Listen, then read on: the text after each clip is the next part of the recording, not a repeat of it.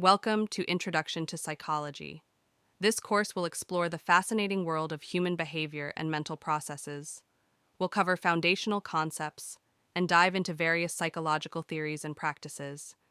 Whether you're walking, commuting, or just relaxing, this course is designed to be accessible and engaging. Let's get started on this journey of understanding the mind and behavior. Psychology is a broad and dynamic field that examines how people think, feel, and behave. It encompasses various aspects of human experience, from biological influences to social interactions. As we study psychology, we'll delve into the ways in which our thoughts, emotions, and behaviors are interconnected and influenced by both internal and external factors. Studying psychology is important for several reasons. Firstly, it helps us understand ourselves better by revealing the underlying processes that drive our behaviors and thoughts. Secondly, it provides insights into how we interact with others, enhancing our relationships and communication skills. Lastly, psychology can improve our mental health and well-being by offering strategies to cope with stress, anxiety, and other challenges. Psychology is divided into various branches, each focusing on different aspects of human experience. For example, clinical psychology deals with diagnosing and treating mental health disorders, while cognitive psychology studies mental processes like memory and problem solving. Social psychology explores how individuals are influenced by others, and developmental psychology examines changes across the lifespan. Each branch provides unique perspectives and contributions to our understanding of the human mind and behavior. A degree in psychology opens up diverse career opportunities. Psychologists work in various settings, including hospitals, schools, businesses, and research institutions. Some become clinical psychologists, helping individuals manage mental health issues, while others become industrial organizational psychologists, improving workplace productivity and employee well-being. Additionally, many pursue careers in academia, conducting research and teaching the next generation of psychologists. Understanding these career paths can help you identify where your interests and skills align within the field. Research is a cornerstone of psychology. It allows us to test theories, gather evidence, and develop new knowledge about human behavior and mental processes. Psychologists use a variety of research methods, including experiments, surveys, and observations, to investigate their questions. This scientific approach ensures that our understanding of psychology is based on reliable and valid evidence, which can then be applied to real-world problems and scenarios. This course is structured to provide a comprehensive introduction to psychology. We will begin with foundational concepts, then move into specific areas like biological bases of behavior, learning, memory, and psychological disorders. Each module will build on the previous one, gradually deepening your understanding of the subject. Along the way, we'll use real-world examples and case studies to illustrate key points, making the material engaging and relevant. Let's embark on this exciting journey together. Psychology is the scientific study of mind and behavior. It aims to understand how we think, feel, and act, both individually and collectively. By exploring psychological concepts, we can gain insights into how people develop, learn, and interact with others. Psychology also seeks to apply this knowledge to solve real-world problems and improve people's lives. The primary goals of psychology include describing behavior, understanding causes, predicting future behaviors, and influencing or controlling behaviors to improve outcomes.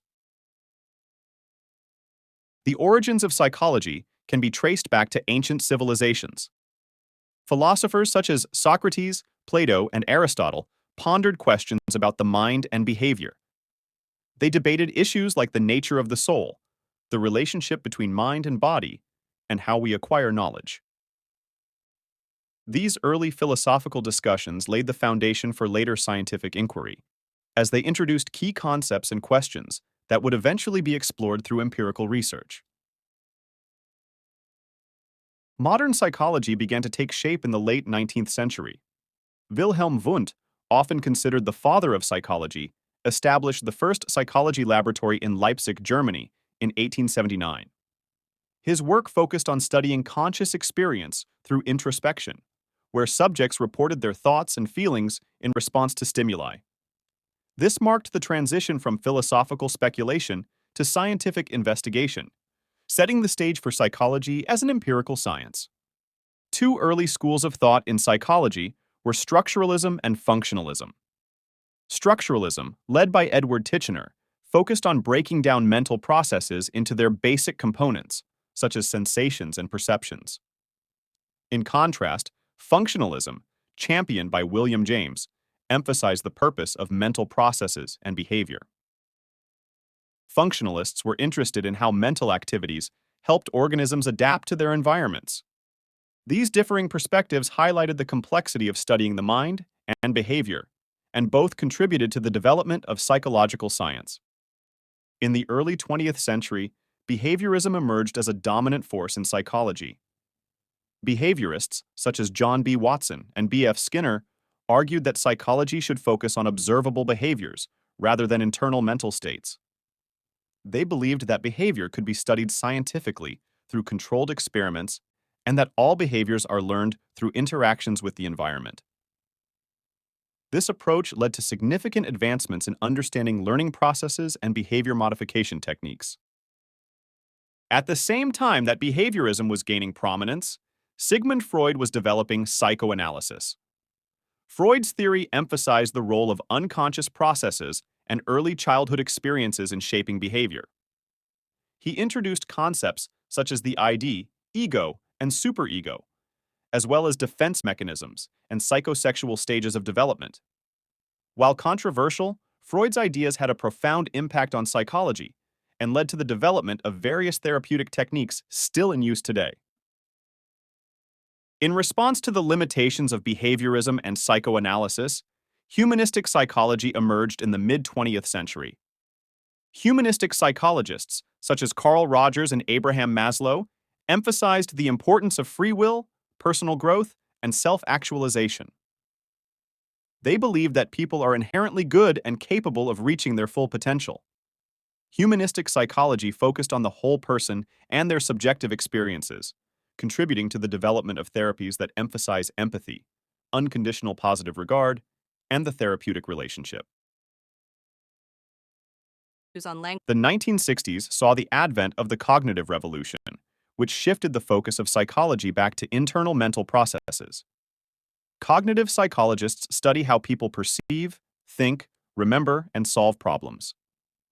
This approach views the mind as an information processor, similar to a computer. Researchers like Jean Piaget, who studied cognitive development in children, and Noam Chomsky, who challenged behaviorist views on language learning, were instrumental in this shift. The cognitive revolution has greatly advanced our understanding of memory, perception, and learning. Today, psychology is a diverse and multidisciplinary field that encompasses a wide range of perspectives and areas of study. Contemporary psychology integrates insights from various schools of thought, including biological, cognitive, social, and cultural perspectives. Advances in neuroscience, technology, and cross-cultural research continue to expand our understanding of the mind and behavior. Psychologists today apply their knowledge in numerous settings, including healthcare, education, business, and beyond, demonstrating the practical relevance and broad impact of psychological science. Psychologists use scientific methods to study behavior and mental processes. This involves forming hypotheses, conducting experiments, and analyzing data. Research methods include experiments, observations, surveys, and case studies. By using these methods, psychologists can gather evidence to support their theories and understand complex phenomena. Scientific methods in psychology provide a systematic approach to investigate questions and test hypotheses, ensuring that findings are based on empirical evidence and not just speculation. The research process in psychology typically follows a series of steps. It begins with identifying a research question or problem. Next, researchers conduct a literature review to understand existing knowledge on the topic. They then formulate a hypothesis, a testable prediction about the relationship between variables. Following this, researchers design a study, collect and analyze data, and draw conclusions. Finally, they report their findings, often in peer-reviewed journals, contributing to the broader body of psychological knowledge. This systematic process helps ensure that research is thorough, reliable, and contributes meaningfully to the field. Psychologists use various research designs to investigate different aspects of behavior and mental processes. Experimental designs involve manipulating one or more variables to determine their effect on other variables, allowing researchers to establish cause and effect relationships. Correlational designs examine the relationship between two or more variables without manipulating them, helping to identify patterns and associations. Descriptive designs, such as case studies, naturalistic observations, and surveys, provide detailed information about specific phenomena. Each research design has its strengths and limitations, and the choice of design depends on the research question being addressed. Data collection techniques in psychology vary depending on the research design. Experiments often use controlled environments to manipulate variables and measure outcomes. Surveys and questionnaires gather self-reported data from participants about their thoughts, feelings, and behaviors. Observational methods involve systematically recording behavior as it occurs in natural or laboratory settings. Case studies provide in-depth analysis of individuals or groups, offering detailed insights into complex issues. Each technique requires careful planning and consideration to ensure that data collected is valid, reliable, and relevant to the research question. Once data is collected, psychologists use statistical methods to analyze it. Descriptive statistics, such as mean, median, and mode, summarize and describe the characteristics of the data. Inferential statistics, like t-tests and ANOVAs, help determine if the results are statistically significant and can be generalized to a larger population. Psychologists also use correlational analyses to examine the strength and direction of relationships between variables. Proper data analysis is crucial for interpreting results accurately and drawing valid conclusions from the research. Reliability and validity are essential concepts in psychological research. Reliability refers to the consistency of a measure. A reliable test produces similar results under consistent conditions. Validity refers to the accuracy of a measure. A valid test measures what it claims to measure. Researchers must ensure that their methods and instruments are both reliable and valid to produce trustworthy results. This involves careful design, testing, and refinement of research tools and procedures. Ethics play a crucial role in psychological research. Researchers must ensure the well-being and rights of their participants. This includes obtaining informed consent, ensuring confidentiality, and avoiding harm. Informed consent means that participants are fully aware of the nature of the research and any potential risks before agreeing to take part. Confidentiality ensures that participants' data is kept private and used only for the intended research purposes. Ethical guidelines, established by organizations like the American Psychological Association, help maintain trust and integrity in the field of psychology, ensuring that research is conducted responsibly and ethically. Informed consent is a fundamental ethical principle in psychological research. Before participating in a study, individuals must be informed about the nature, purpose, and potential risks of the research.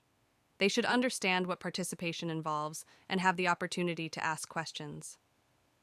Consent must be given voluntarily, without coercion, and participants should know that they can withdraw from the study at any time without penalty. Informed consent respects the autonomy and dignity of participants, ensuring they are fully aware and agreeable to their involvement in the research. Maintaining confidentiality and privacy is critical in psychological research. Researchers must protect participants' personal information and ensure that data is used only for the intended purposes. Identifiable information should be kept secure, and, whenever possible, data should be anonymized. This means removing or coding personal identifiers so that individual participants cannot be readily identified. Upholding confidentiality and privacy fosters trust between researchers and participants and ensures that individuals feel safe and respected in contributing to scientific knowledge. Avoiding harm is a key ethical consideration in psychological research.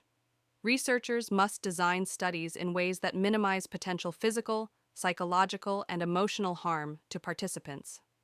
This includes carefully assessing risks, providing appropriate debriefing and support, and ensuring that any potential benefits of the research outweigh the risks involved. If a study poses more than minimal risk, researchers must take extra precautions and may need to obtain additional ethical approval. Prioritizing participants' well-being ensures that research is conducted in a manner that is both ethical and humane. Institutional Review Boards, IRBs, are committees that review research proposals to ensure they meet ethical standards. Before conducting a study, researchers must submit their plans to an IRB for approval. The IRB evaluates the study's design, procedures, and potential risks to participants. They ensure that ethical guidelines are followed, informed consent is obtained, and participants' rights are protected. IRBs play a critical role in maintaining the integrity of psychological research by ensuring that it is conducted ethically and responsibly. The brain and nervous system are central to understanding behavior and mental processes. The brain controls our thoughts, emotions, and actions, while the nervous system transmits signals between different parts of the body. Key components include neurons, neurotransmitters, and various brain regions, each playing a vital role in how we function. The nervous system can be divided into the central nervous system, consisting of the brain and spinal cord, and the peripheral nervous system, which connects the rest of the body to the central nervous system. Together, these systems enable us to process information and respond to our environment. Neurons are the building blocks of the nervous system. These specialized cells transmit information throughout the body. Each neuron has three main parts: the cell body, dendrites, and axon. The cell body contains the nucleus and is responsible for maintaining the cell's health. Dendrites receive signals from other neurons and transmit them to the cell body. The axon carries signals away from the cell body to other neurons, muscles, or glands. Neurons communicate through electrical impulses and chemical signals, enabling complex processes like thought, emotion, and movement.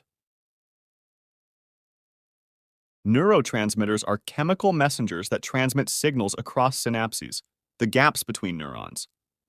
When an electrical impulse reaches the end of an axon, it triggers the release of neurotransmitters into the synapse.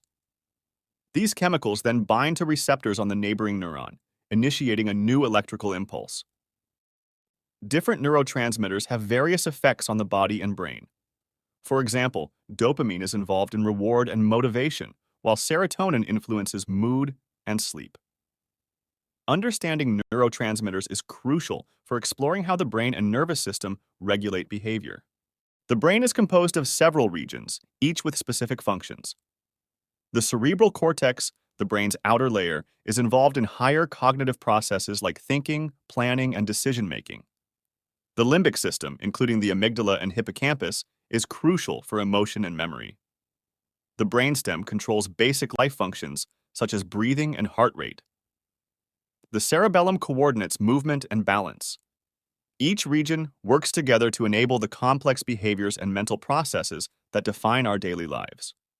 The central nervous system, CNS, consists of the brain and spinal cord.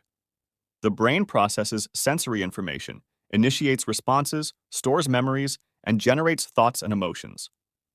The spinal cord transmits signals between the brain and the rest of the body and also controls reflexes. The CNS is protected by the skull and vertebral column, as well as cerebrospinal fluid, which cushions the brain and spinal cord. Understanding the CNS is essential for exploring how our bodies and minds interact to produce behavior. The peripheral nervous system, PNS, connects the central nervous system to the rest of the body. It is divided into the somatic nervous system and the autonomic nervous system. The somatic nervous system controls voluntary movements by transmitting signals from the CNS to skeletal muscles. The autonomic nervous system regulates involuntary functions such as heart rate, digestion, and respiration, and is further divided into the sympathetic and parasympathetic systems. The sympathetic system prepares the body for fight or flight responses, while the parasympathetic system promotes rest and digest functions. Together, the CNS and PNS coordinate all bodily functions. Neuroplasticity is the brain's ability to reorganize itself by forming new neural connections. This process allows us to learn and adapt to new experiences. For instance, when you learn a new skill, your brain creates and strengthens pathways to support that ability.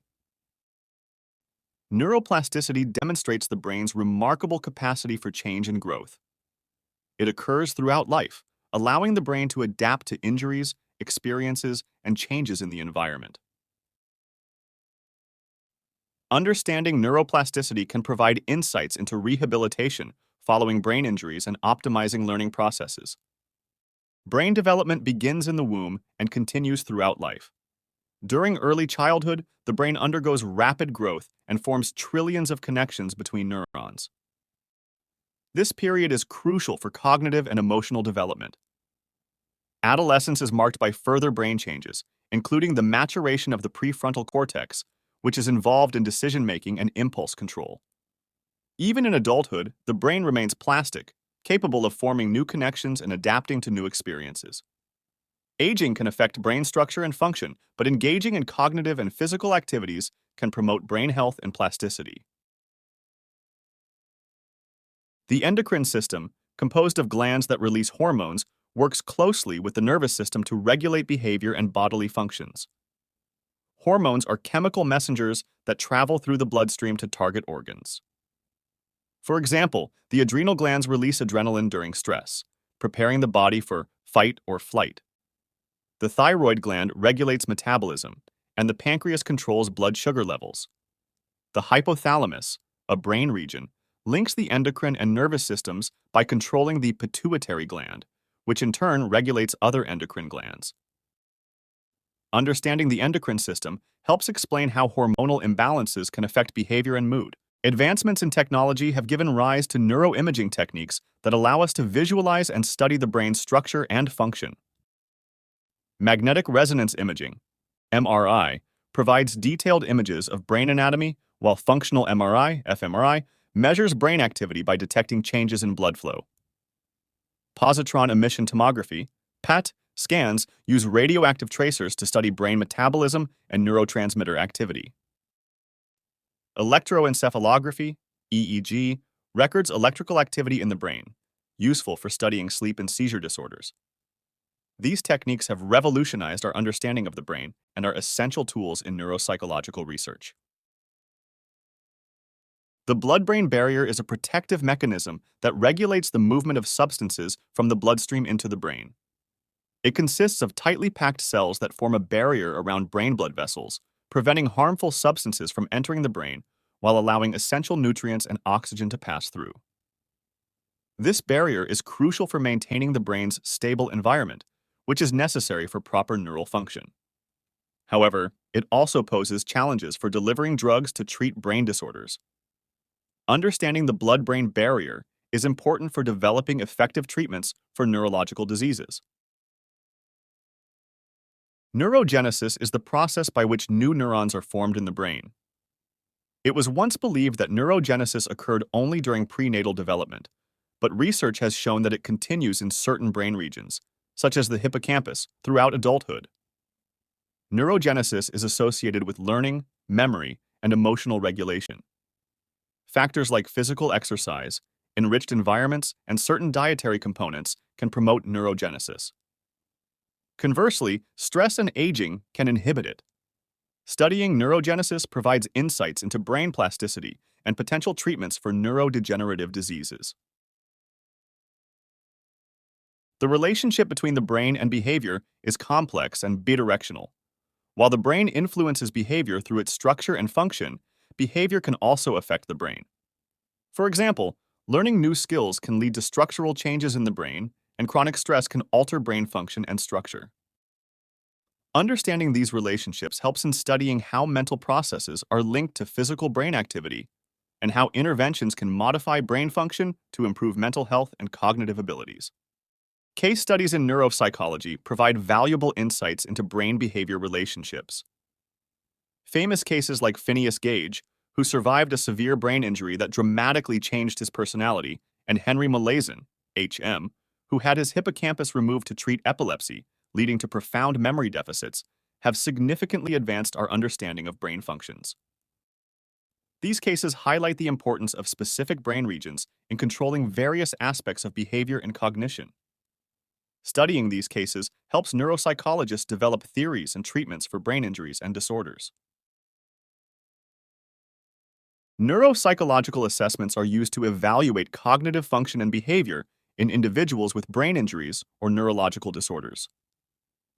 These assessments involve a battery of tests that measure various cognitive domains, such as memory, attention, language, and executive function. The results provide detailed information about the individual's cognitive strengths and weaknesses, helping to diagnose conditions like dementia, traumatic brain injury, and learning disabilities. Neuropsychological assessments also guide rehabilitation and treatment planning, ensuring that interventions are tailored to the individual's specific needs. Brain injuries can result from various causes, including trauma, stroke, infection, and tumors. The extent and nature of the injury determine the impact on cognitive and physical functions. Recovery from brain injury involves neuroplasticity, where the brain compensates for damaged areas by reorganizing and forming new connections. Rehabilitation strategies, such as physical therapy, occupational therapy, and cognitive rehabilitation, aim to enhance recovery by promoting neuroplasticity and helping individuals regain lost functions. Understanding the mechanisms of brain injury and recovery is crucial for developing effective interventions. Neurological disorders such as Alzheimer's disease, Parkinson's disease, epilepsy, and multiple sclerosis affect the brain and nervous system, leading to various cognitive and physical impairments. Treatments for these disorders include medications, surgical interventions, and rehabilitative therapies. Research into the underlying mechanisms of these conditions is ongoing, with the aim of developing more effective treatments and ultimately cures. Advances in neuropsychology and neuroscience are essential for improving the diagnosis, treatment, and management of neurological disorders. Brain-computer interfaces, BCIs, are innovative technologies that enable direct communication between the brain and external devices. BCIs can assist individuals with disabilities by allowing them to control prosthetic limbs, computer cursors, or other devices using their brain signals. These technologies work by detecting and interpreting electrical activity in the brain, translating it into commands for external devices.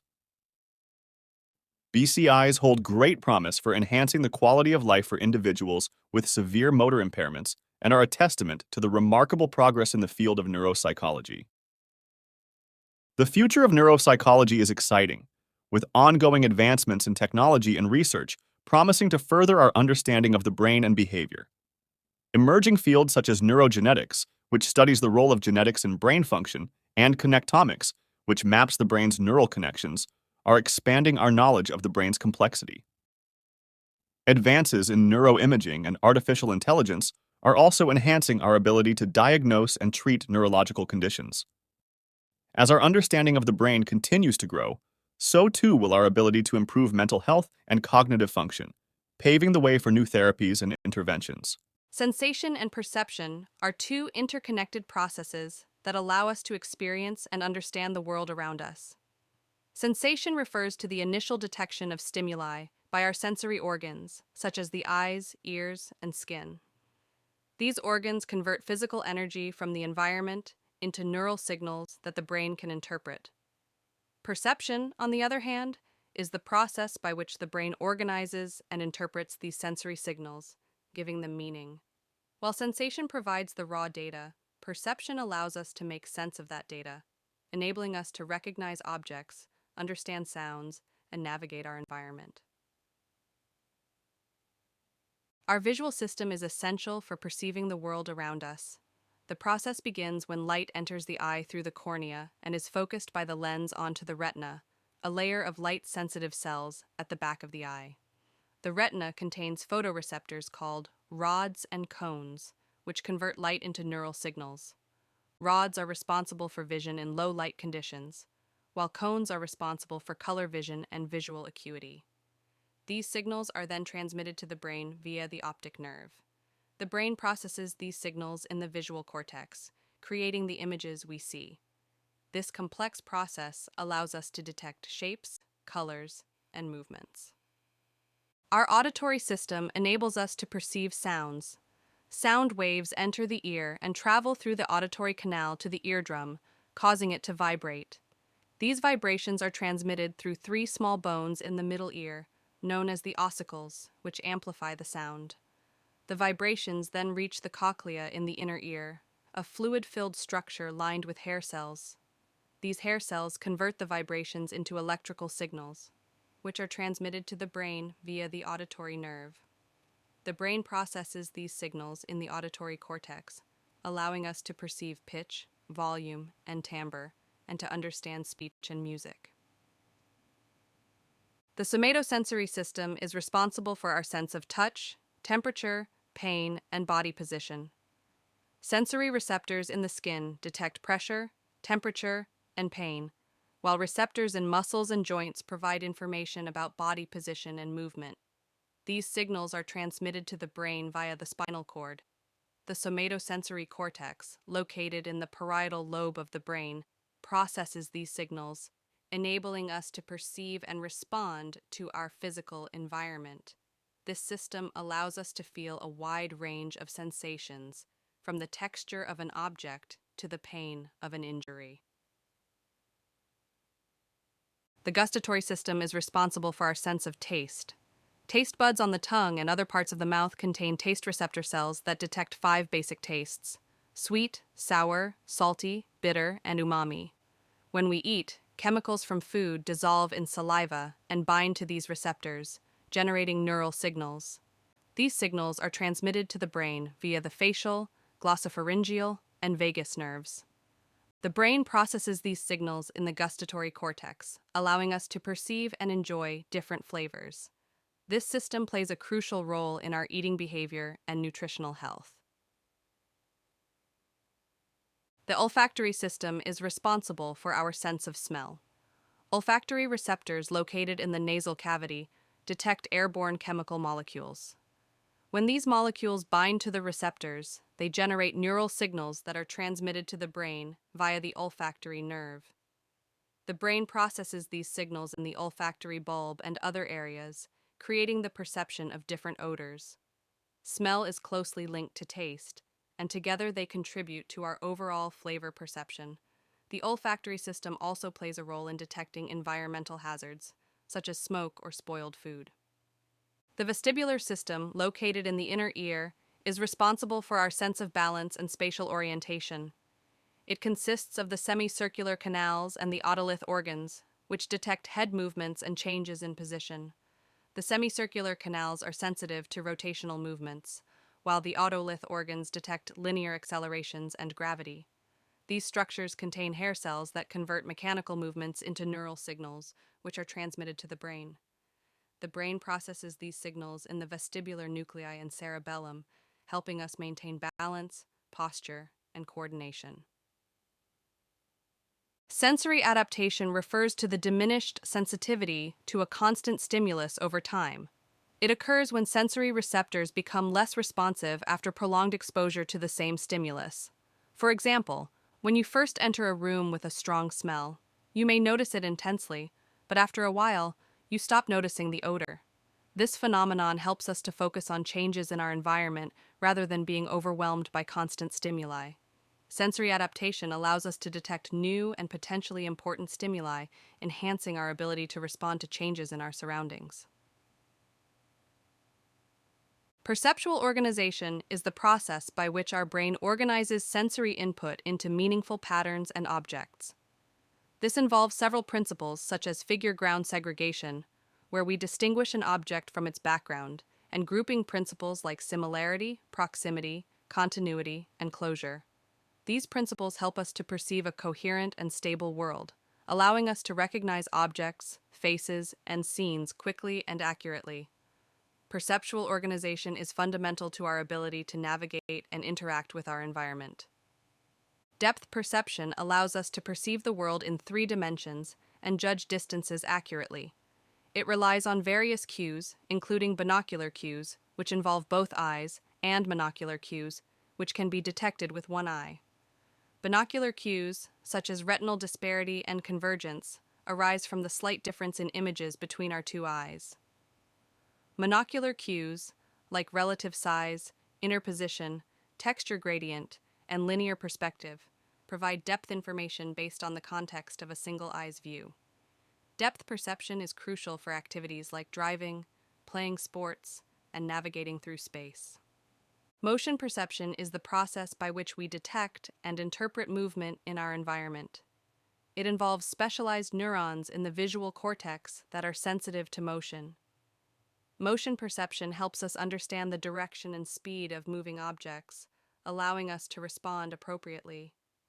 For example, it enables us to catch a ball, avoid collisions, and perceive biological motion, such as walking or running. The brain integrates motion signals from different parts of the visual field, providing a coherent representation of moving objects and scenes. Perceptual constancies refer to our ability to perceive objects as stable and unchanging despite variations in sensory input. Examples include size constancy, where we perceive an object's size as constant, even when its distance from us changes, and shape constancy, where we recognize an object's shape regardless of the angle from which we view it. Color constancy allows us to perceive consistent colors under different lighting conditions. These constancies help us maintain a stable perception of the world, making it easier to recognize and interact with familiar objects and environments. Illusions and perceptual errors occur when our brain's interpretation of sensory information does not match reality. Visual illusions, such as the Miller-Lyer illusion or the Ames room, can trick our perception of size, shape, and distance. These illusions highlight the brain's reliance on contextual cues and assumptions in interpreting sensory input. Understanding illusions and perceptual errors provides insights into the processes underlying perception and helps us appreciate the complexity and sometimes fallibility of our perceptual system.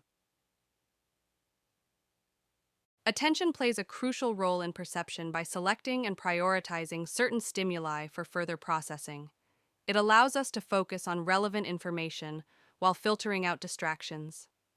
There are different types of attention, such as selective attention, which involves focusing on one stimulus while ignoring others, and divided attention, which allows us to process multiple stimuli simultaneously. Attention enhances our perception and cognitive processes, enabling us to efficiently interact with our environment. However, attention is limited, and understanding its mechanisms helps us manage tasks and avoid errors. Cross-modal perception refers to the integration of sensory information from different modalities, such as sight, sound, touch, taste, and smell, to create a unified perception of the world. For example, the McGurk effect demonstrates how visual and auditory information can interact to influence our perception of speech sounds. In the McGurk effect, when the visual component of one sound is paired with the auditory component of another, it can result in the perception of a third, entirely different sound. This effect illustrates the powerful influence that visual information can have on what we hear. Similarly, flavor perception involves the integration of taste and smell. Cross-modal perception highlights the brain's ability to combine information from multiple senses, enhancing our overall experience and interaction with the environment. Classical conditioning is a type of learning where an organism learns to associate two stimuli, resulting in a change in behavior. This concept was first demonstrated by Ivan Pavlov through his experiments with dogs. Pavlov noticed that dogs would begin to salivate not only when they saw food, but also when they heard the footsteps of the person bringing the food. He further explored this by pairing a neutral stimulus, like a bell, with the presentation of food. After repeated pairings, the dogs began to salivate in response to the bell alone, demonstrating that they had learned to associate the bell with food. This process involves several key components: the unconditioned stimulus, food; the unconditioned response, salivation; the conditioned stimulus, bell; and the conditioned response, salivation in response to the bell. The neutral stimulus, bell, initially elicits no response on its own, but through repeated associations with the unconditioned stimulus, food, it becomes a conditioned stimulus capable of triggering the conditioned response. Classical conditioning explains many behaviors and emotional responses in humans and animals, showcasing how neutral stimuli can acquire significant meaning through association. Operant conditioning, explored by B.F. Skinner, is a type of learning where behaviors are influenced by their consequences. In operant conditioning, behaviors followed by rewards, reinforcements, are more likely to be repeated, while behaviors followed by punishments are less likely to be repeated. Skinner used a device called the Skinner box to study this process. In one experiment, a rat learned to press a lever to receive food, demonstrating reinforcement. Conversely, the rat could also learn to avoid a behavior if it resulted in an unpleasant outcome, like a mild electric shock. Operant conditioning involves positive reinforcement, adding a pleasant stimulus, negative reinforcement, removing an unpleasant stimulus, positive punishment, adding an unpleasant stimulus, and negative punishment, removing a pleasant stimulus. This type of conditioning helps explain how voluntary behaviors are acquired and maintained in both animals and humans. Reinforcement is a key concept in operant conditioning, and it can be classified into different types. Positive reinforcement involves presenting a rewarding stimulus after a behavior, increasing the likelihood of that behavior being repeated. For example, giving a child praise for completing their homework can encourage them to continue doing it. Negative reinforcement involves removing an aversive stimulus to increase a behavior. For example, taking painkillers to relieve a headache reinforces the behavior of taking medication. Reinforcers can also be primary or secondary. Primary reinforcers satisfy basic biological needs, such as food and water.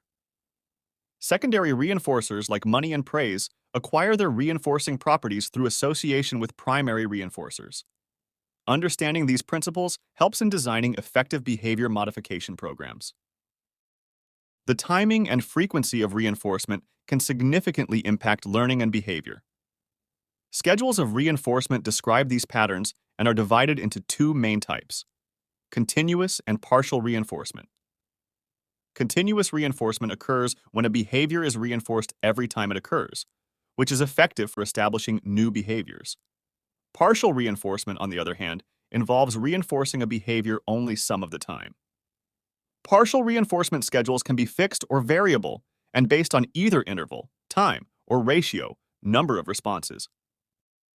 For example, a fixed ratio schedule reinforces a behavior after a set number of responses, while a variable ratio schedule reinforces after an unpredictable number of responses. Understanding these schedules helps in predicting and controlling behavior. Extinction occurs in classical and operant conditioning when a previously learned behavior decreases or disappears because the reinforcement or association is no longer present. For example, if a dog stops receiving food after hearing a bell, it will eventually stop salivating in response to the bell.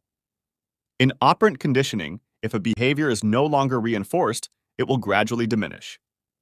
However, spontaneous recovery can occur, where the extinguished behavior suddenly reappears after a period of no exposure to the conditioned stimulus or reinforcement.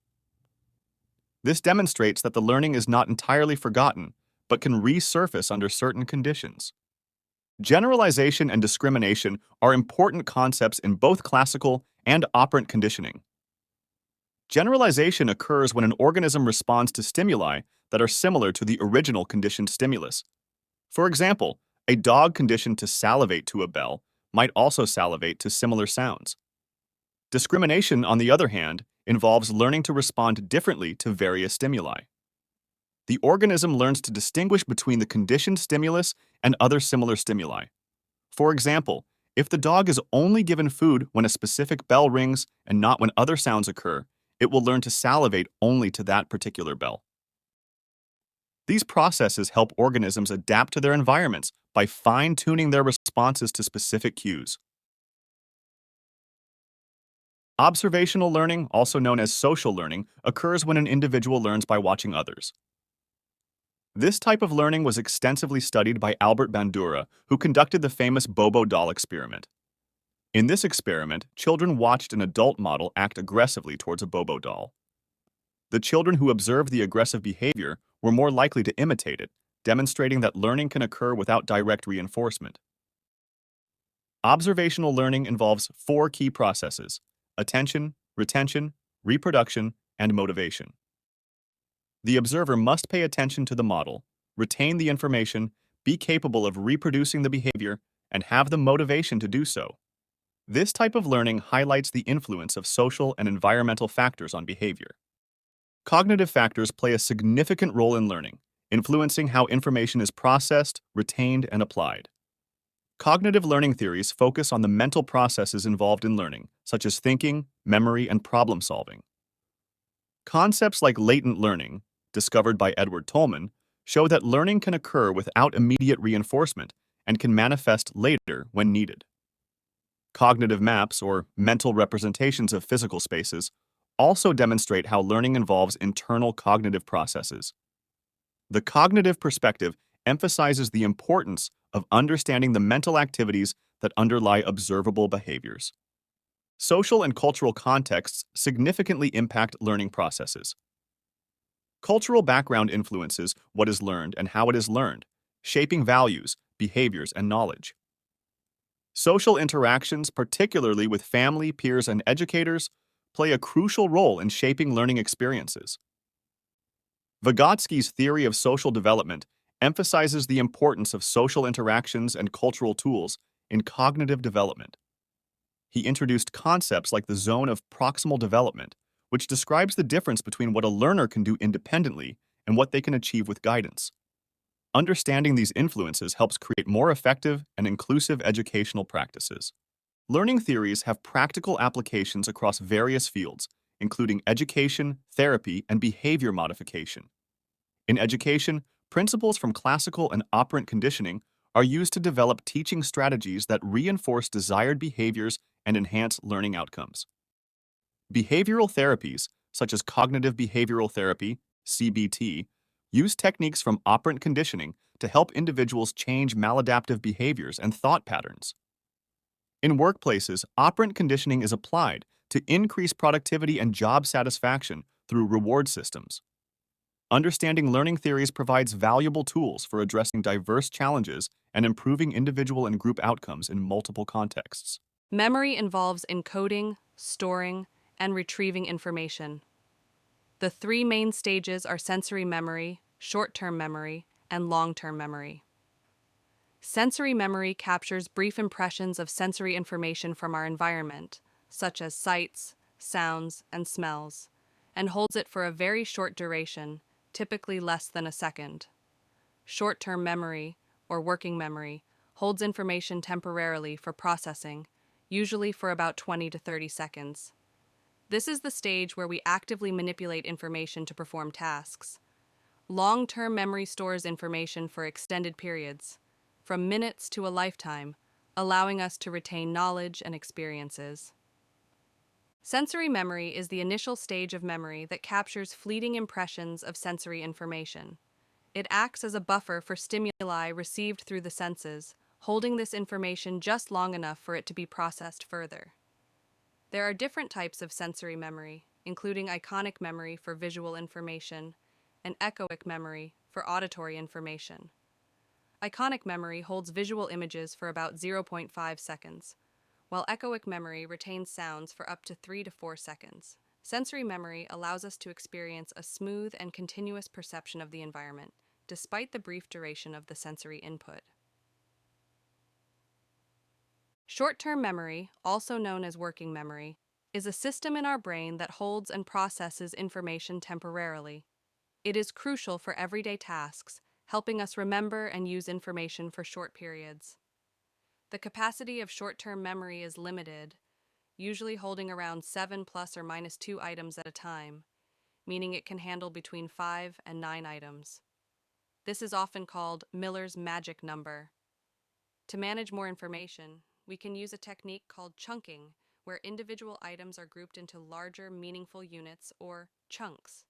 Each chunk counts as one of the 5 to 9 items our memory can handle. This function is essential for tasks like reasoning, learning, and understanding. For example, when solving a math problem, working memory helps us keep the numbers and operations in mind while we calculate. Repeating information or rehearsal can help keep it in short-term memory and assist in moving it to long-term memory. Long-term memory is responsible for storing information over extended periods, from minutes to a lifetime. It is divided into explicit, declarative, and implicit, non-declarative memory.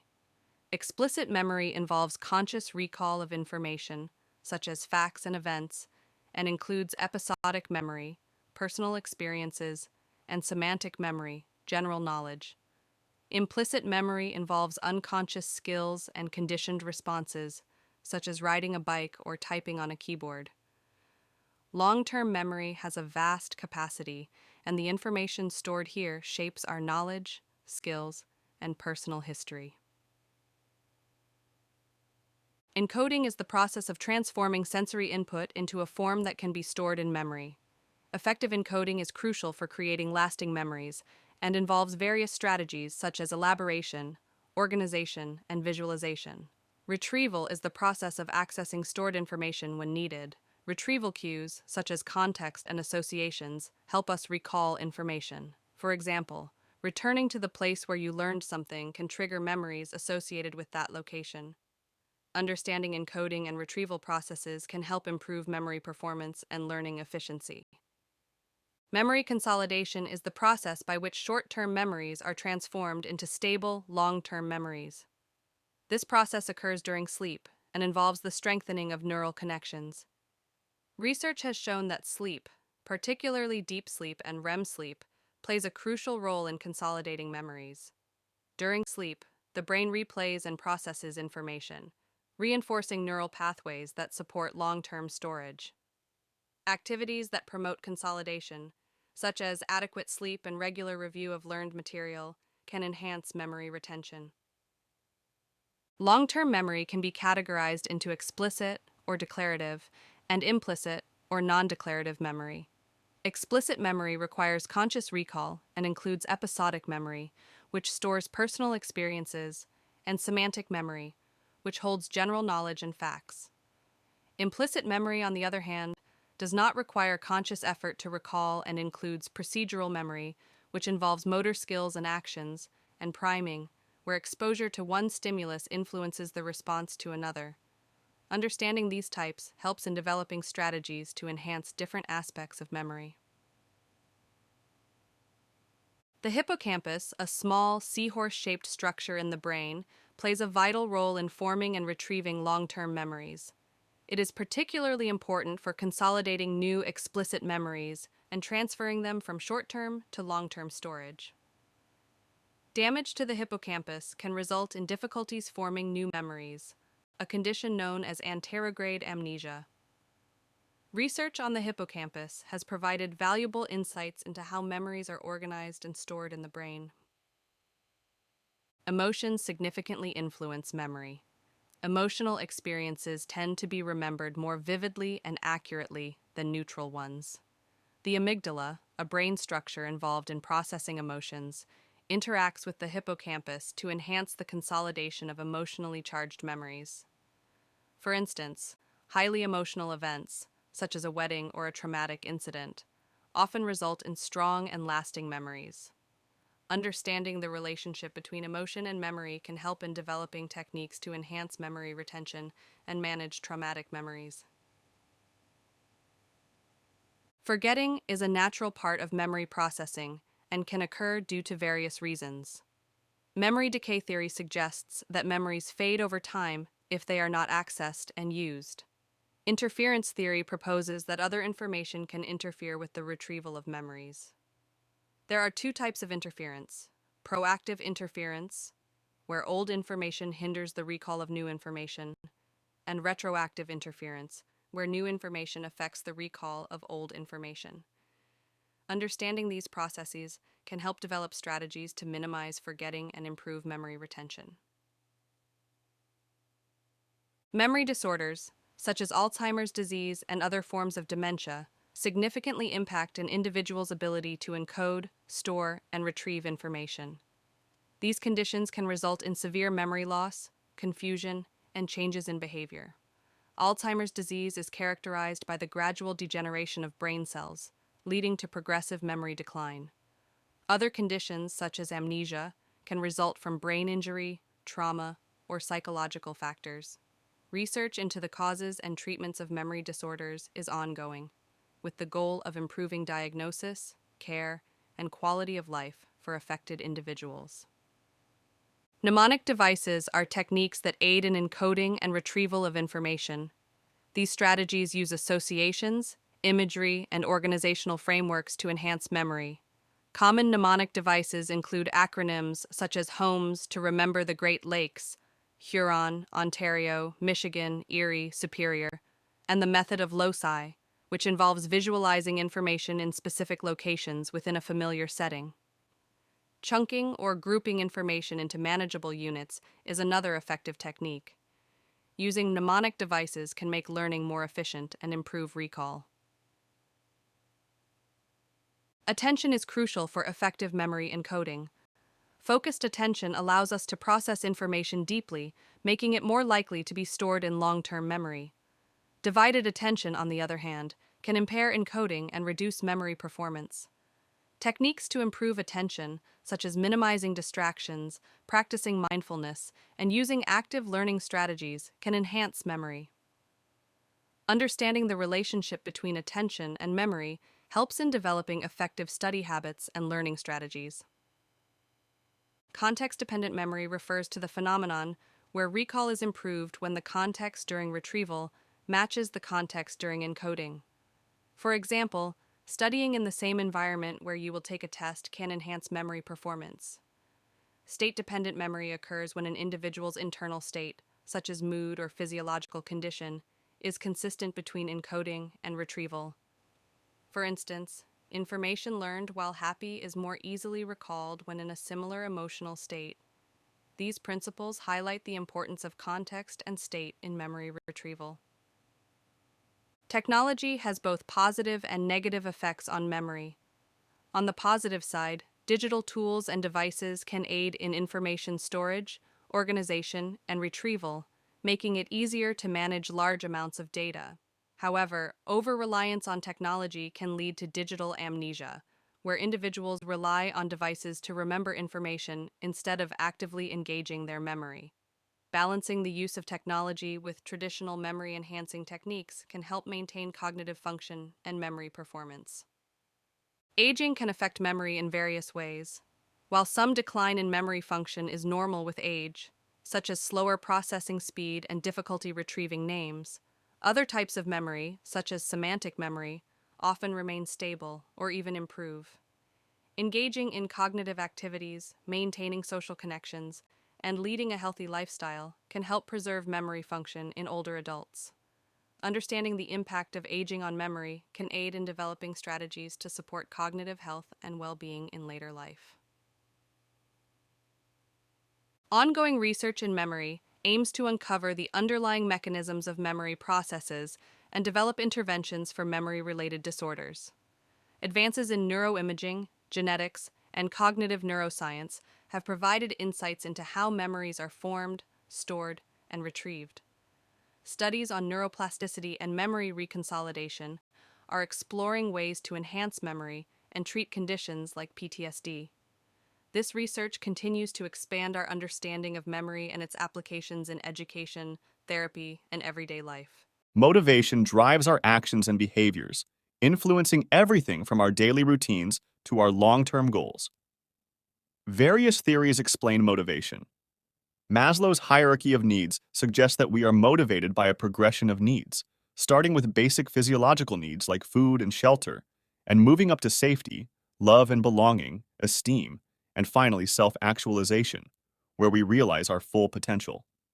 The drive reduction theory proposes that motivation arises from biological needs that create a state of arousal, prompting us to take action to reduce that arousal and return to a state of balance. Incentive theory emphasizes the role of external rewards and punishments in motivating behavior, suggesting that we are driven by the desire to achieve positive outcomes and avoid negative ones. Understanding these theories helps us appreciate the diverse factors that influence our motivation. Motivation can be categorized into two types: intrinsic and extrinsic. Intrinsic motivation comes from within and involves engaging in activities for their own sake because they are interesting, enjoyable, or fulfilling. For example, a person might read a book because they love learning new things. Extrinsic motivation, on the other hand, involves performing activities to obtain external rewards or avoid punishments. For instance, a student might study hard to earn good grades or to avoid parental disapproval. While both types of motivation can drive behavior, intrinsic motivation is often linked to higher levels of satisfaction and long-term engagement. Self-determination theory, developed by DC and Ryan, emphasizes the role of intrinsic motivation in fostering well-being and personal growth. This theory identifies three basic psychological needs: autonomy, competence, and relatedness. Autonomy refers to the need to feel in control of one's actions and decisions. Competence involves feeling effective and capable in one's activities. Relatedness is the need to feel connected to others and to belong. When these needs are satisfied, individuals are more likely to be intrinsically motivated, experience greater well-being, and achieve personal growth. Goals play a crucial role in motivation by providing direction and purpose. Goal-setting theory, proposed by Locke and Latham, suggests that specific, challenging goals lead to higher performance compared to vague or easy goals. Goals that are meaningful and aligned with personal values are particularly motivating. Effective goal setting involves setting clear, achievable objectives, breaking them down into smaller steps, and regularly monitoring progress. By setting and striving for goals, individuals can enhance their motivation, focus, and perseverance. Emotions play a crucial role in our daily lives, influencing our decisions, behaviors, and interactions with others. Various theories explain how emotions are experienced and expressed. The James Lange theory suggests that emotions result from physiological arousal. For example, we feel afraid because we tremble. The Cannon-Bard theory proposes that physiological arousal and emotional experience occur simultaneously but independently. The Schachter-Singer two-factor theory posits that emotions arise from a combination of physiological arousal and cognitive appraisal, meaning we interpret the arousal in context to identify the emotion. These theories provide different perspectives on the complex processes underlying emotional experiences. Emotions are complex and involve multiple components. Physiological arousal refers to the physical changes that accompany emotions, such as increased heart rate, sweating, and hormonal changes. Expressive behaviors include facial expressions, body language, and vocalizations that convey emotions to others. Conscious experience involves the subjective feelings and thoughts associated with an emotion, such as feeling happy, sad, or angry. Understanding these components helps us appreciate how emotions are experienced and expressed, and how they influence our behavior and interactions with others. The brain plays a crucial role in processing and regulating emotions. The limbic system, particularly the amygdala, is central to the experience of emotions like fear and pleasure. The prefrontal cortex is involved in regulating emotions, helping us manage our responses and make decisions based on emotional information. The hypothalamus connects emotional responses to physiological changes in the body, such as the fight or flight response. Understanding the neural mechanisms underlying emotions provides insights into how emotions influence our behavior and well-being. Emotional regulation involves the processes by which individuals influence their emotions, how they experience them, and how they express them.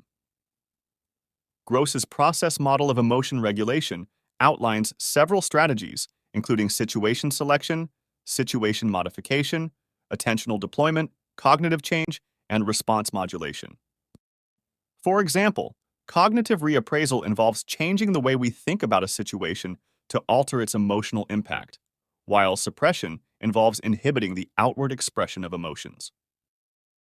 Effective emotional regulation is associated with better mental health and well-being. Culture significantly influences how emotions are experienced, expressed, and interpreted. Cultural norms dictate which emotions are appropriate in different contexts and how they should be expressed. For instance, some cultures encourage the open expression of emotions, while others promote restraint. Cultural differences also affect the interpretation of facial expressions and body language. Understanding these cultural influences is important for navigating social interactions and fostering cross-cultural communication and empathy. Emotions have a profound impact on physical and mental health. Positive emotions, such as happiness and contentment, are associated with better health outcomes, including lower stress levels, improved immune function, and longer lifespan. Conversely, chronic negative emotions, such as anger, anxiety, and depression, can contribute to various health problems, including cardiovascular disease, weakened immune function, and mental health disorders. Learning to manage and regulate emotions effectively can promote overall health and well-being. Emotions play a critical role in decision-making, influencing how we evaluate options and make choices. Emotional responses can provide valuable information about the desirability of different outcomes and motivate us to take action. However, strong emotions can also cloud judgment and lead to impulsive decisions. The somatic marker hypothesis, proposed by Antonio Damasio, suggests that emotional signals, or somatic markers, guide decision-making processes by highlighting the potential consequences of different actions. Balancing emotional and rational considerations is key to making informed and effective decisions. Motivation and emotion are closely linked, and together they influence behavior. Motivation drives us to take action, while emotions provide the energy and direction for those actions. For example, the desire to achieve a goal, motivation, can be accompanied by feelings of excitement or anxiety, emotion, which influence how we pursue that goal. Understanding the interplay between motivation and emotion helps us better understand human behavior and develop strategies to enhance performance, well-being, and personal growth. Stress is a significant factor that influences both motivation and emotion. Acute stress can enhance motivation and improve performance by increasing arousal and focus. However, chronic stress can have detrimental effects on motivation and emotional well-being, leading to burnout, anxiety, and depression. The body's stress response involves the release of hormones like cortisol and adrenaline, which prepare the body to respond to threats. Effective stress management techniques, such as relaxation, exercise, and time management, are essential for maintaining motivation and emotional health. Understanding motivation and emotion has practical applications in various fields, including education, healthcare, business, and sports. In education, motivational strategies can enhance student engagement and learning outcomes. In healthcare, emotional regulation techniques can improve patient outcomes and mental health. In business, understanding employee motivation can boost productivity and job satisfaction. In sports, managing emotions can enhance performance and resilience. Applying principles of motivation and emotion can lead to more effective interventions and improved outcomes in many areas of life. Ongoing research in motivation and emotion continues to uncover new insights into how these processes work and how they can be applied to improve human well-being. Studies on intrinsic and extrinsic motivation, emotional intelligence, and the neural basis of emotions are expanding our understanding of these complex phenomena. Advances in technology, such as neuroimaging and wearable devices, are providing new tools for studying motivation and emotion in real time and in naturalistic settings. This research is paving the way for innovative applications and interventions in fields ranging from education to mental health. Developmental psychology examines how people grow and change throughout their lives. Key stages include infancy, childhood, adolescence, adulthood, and old age. Each stage involves distinct physical, cognitive, and social changes. Infancy is characterized by rapid physical growth and the development of motor skills. Childhood involves significant cognitive and language development, as well as socialization with peers. Adolescence is marked by puberty, identity formation, and increased independence. Adulthood encompasses career development, family life, and aging. Old age brings about reflections on life and adjustments to physical changes. Understanding these stages helps us appreciate the complexity and continuity of human development, providing insights into the factors that influence our growth and well-being throughout life. Cognitive development refers to the growth of thinking and reasoning abilities. Jean Piaget's theory of cognitive development outlines 4 stages: sensoromotor, pre-operational, concrete operational, and formal operational. The sensorimotor stage, birth to 2 years, involves learning through sensory experiences and motor activities. The pre-operational stage, 2 to 7 years, is characterized by symbolic thinking and egocentrism, where children struggle to see things from others' perspectives. The concrete operational stage, 7 to 11 years, involves logical thinking about concrete objects and understanding conservation. The formal operational stage, 12 years and up, is marked by abstract and hypothetical thinking. Each stage represents different capabilities and ways of understanding the world, providing a framework for studying how children develop intellectually. Physical development encompasses the changes in body structure and function over time. During infancy, rapid growth occurs in height and weight, and motor skills develop, such as crawling and walking.